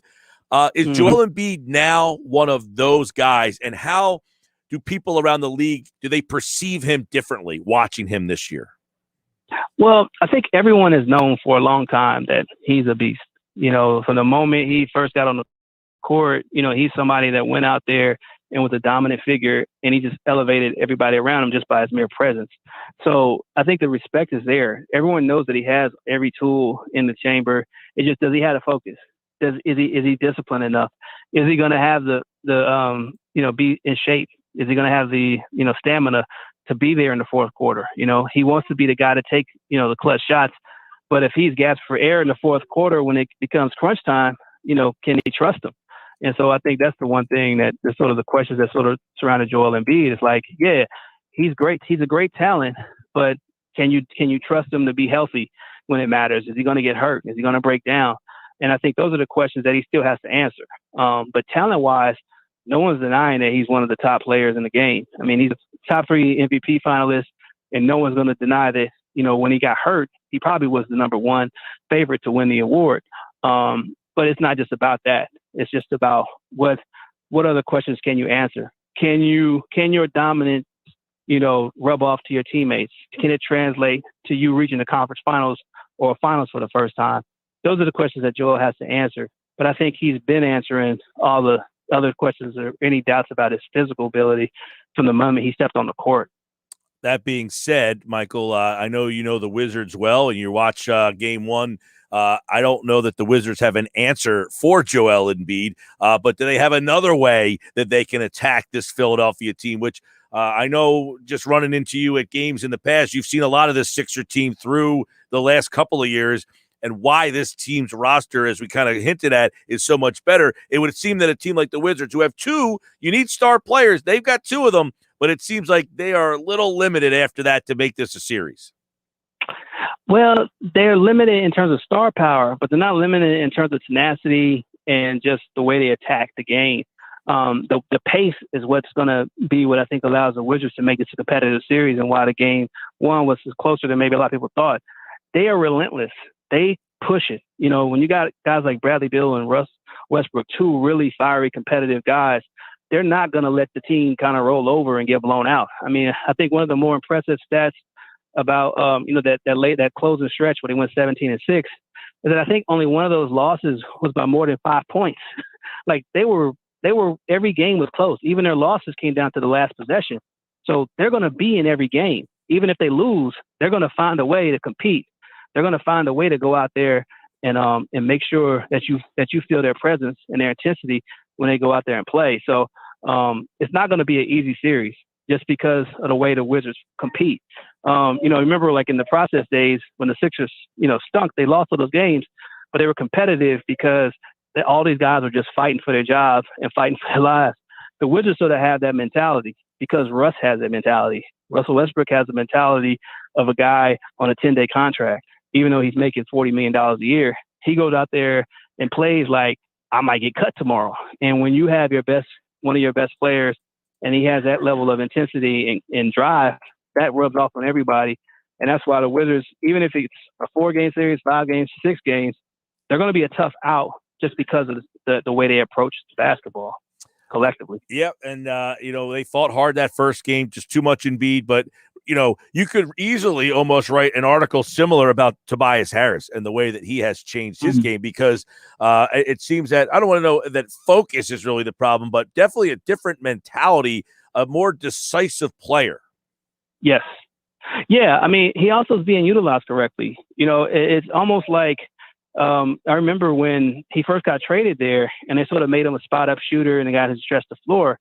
And I was just like, Did the Sixers watch him play with the Clippers? Like, do they realize what they acquired? Do they have a clue about what he's all about? Because Doc Rivers used him in pick-and-roll situations. Doc Rivers made him a playmaker. Doc Rivers put the ball in his hands and sort of let him make decisions and go out there and play. The Sixers took the ball out of his hands. They just kind of had him floating around there, and he never really looked like himself. He never felt comfortable. This year, Doc has sort of said, okay, we're not looking to Ben to score. We're not going to ask Ben to be a scorer. He doesn't want to be a scorer. He wants to be a defensive player. He wants to be an assist man. He wants to do all the other things to fill the stat sheet. So we need somebody on this team who can go out there and get a bucket for us. Tobias, do it. Can you do it? Right. And Tobias has wanted to do it. He's wanted to be in this position. And he's got a coach that he trusts, that he already has a prior relationship with, who understands him, who knows him, and can come up with a scheme that's going to bring out the best in him. And you see that. You see that Tobias is playing with the confidence because he knows that he's got a coach that knows who he is, that knows what he can bring to the table, and then wants to, elevate him and accentuate all those talents as opposed to try to turn him into something that he's not. Michael Lee, he's at Mr. Michael Lee. We'll leave you with this because you mentioned it. They don't want Ben Simmons to score. They don't need him to score. When you got Curry and Green combining for 26 and 6 threes, that's an extension of Ben Simmons doing his job. It's hard for a lot of people to understand that. But Sure. As this coaching staff kind of come to terms with, Ben Simmons doesn't want to be a scorer, so we're not going to ask him to be a scorer. Yeah, I think they've come to terms as long as he brings it in the areas they need him to bring it. I've always been like this. I don't really care about Ben shooting threes. I don't really care about Ben shooting jumpers. I just want Ben to play with the level of energy and intensity that he has to play with. Right. Like Russell Westbrook is going to make mistakes, right? He's going to have, games where he's like a turnover crazy. He's going to shoot poorly, but that every night you're going to get a full effort from him. The problem with Ben is that you might get numbers, but you may not get the effort. With Ben, he has to make sure that the other team feels him, or it's not really worth. He's not really doing what his job is. His job is not to score. His job is to make sure that he shuts down, the best perimeter player. And I thought he did a great job on Russell Westbrook last game. And so, but I think that overall, as long as he plays and competes and doesn't, cheat, the game, by not bringing it, then I think that they'll be satisfied with whatever the box score says. And that's what they need from him. No doubt. Now, Michael, the Lakers, the Nets, I guess the Jazz and the Suns are the 1 and the 2. People like the Clippers. The Bucks are in the mix. In your mind, is this Sixer team a legitimate NBA championship contender? I don't see it right now. I still look at Milwaukee and Brooklyn as the teams to beat in the East right now, just because they have players who've done it. They have players who, they're top line players. I can look at their resumes and say, at least when it comes to the Nets, I say, well, this guy won championship. This guy been to the conference finals. I can see that. With the Bucks, I can see a team that's just hungry for a breakthrough. They've been getting close in the last couple of years, and they've got a 2-time MVP. And so I can look at those guys and say, yeah, they've done it. When I look in the Western Conference, I can look at teams and say, yeah, the Lakers have been there.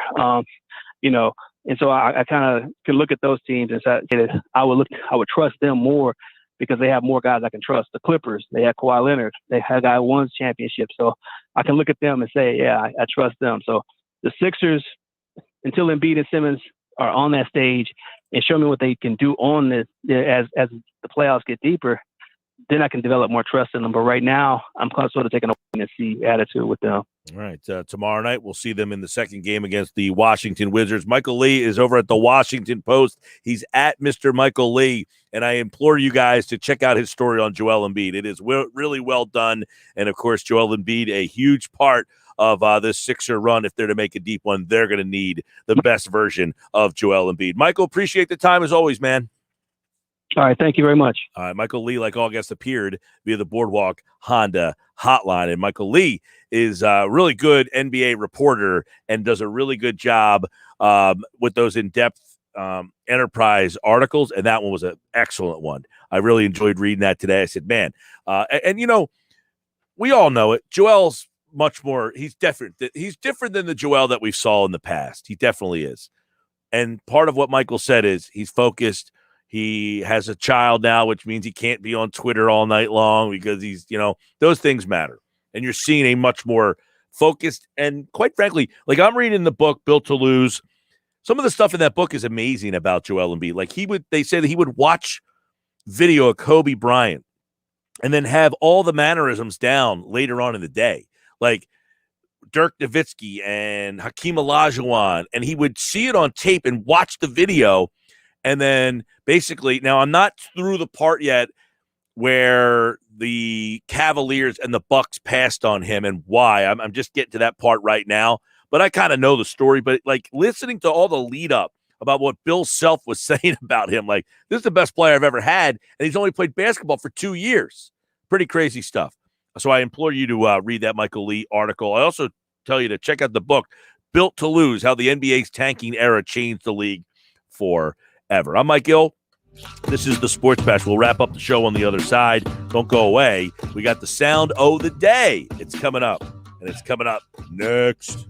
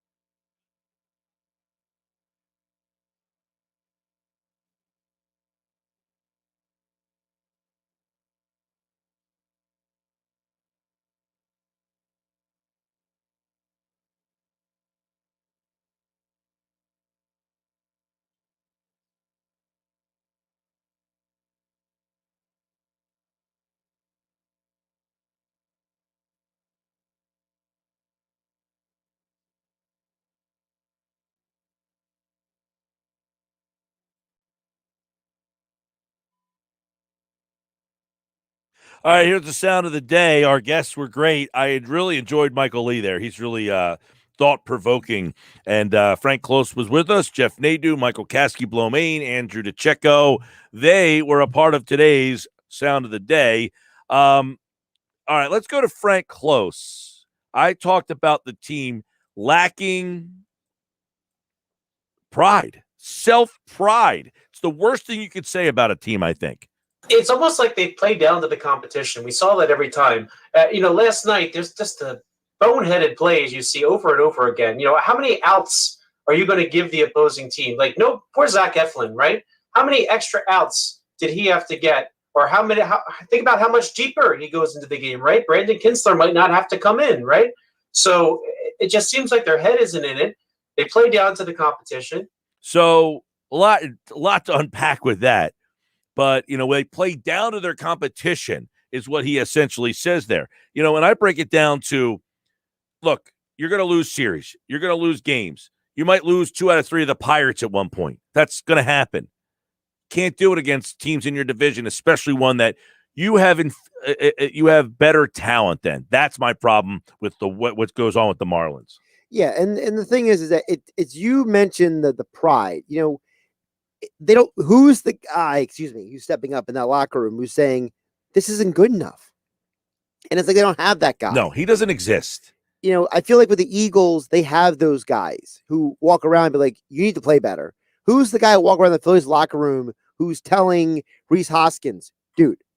Well, I think a lot of people think it's Hoskins should be the guy. That's the problem. You're asking a guy who's just that's the problem. The overvaluing of Rhys Hoskins. Rhys Hoskins just isn't very good. No, he's not. He's a solid player. He's an average Major League Baseball player who can hit home runs. He should be hitting 6th, 7th in your lineup. He shouldn't be hitting 2. The fact that they put him in the 2-hole, I mean, if you want to criticize, look, at least Girardi got him out of the 2-hole. Like, he started him there because I think they said, he has good high on-base percentage. He stinks. Rhys Hoskins stinks. If you can't see that, that's a problem. Like, this organization has to identify that Rhys Hoskins is not a guy to build the team around. He's just another guy. It's like when the Phillies had to make the decision to move on from Aaron Rowan and Placido Polanco before they won a World Series. And that wasn't very popular. But the Phillies, under Pat Gillick, realized... Rowan ran into the wall. Come on, dude. Well, Pat Gillick realized that I can't win a World Series with Aaron Rowan and Placido Polanco. Those guys are role players. They're secondary players. They're solid. They're not going to win you anything. Rhys Hoskins has been put up on too high of a pedestal, and now the team is trapped because of it. They're stuck. They're stuck with him because of their own over-evaluation of him. There was another one in here about Nick Sirianni that we might have to play and talk about more tomorrow. All right, Brian Toporik's coming up at 6:20 tonight. He does a great job on the Sixers in the NBA, and he'll be on game night. Mm-hmm. I'll back tomorrow with a good lineup. Mike McGarry, Jason Fitz, Paul Hudrick, Jeff Mosher. Candace Buckner covers the Wizards for the Washington Post. She'll join me. She's been a Wizards beat writer for years. She's off the Wizard beat now, but she still covers the NBA and this series. So we'll talk to her about what the Wizards can do to get back into, I don't say back into, they're only down 1-0. All right, game night's up next. I'm Mike Gill. Have a great night, everybody.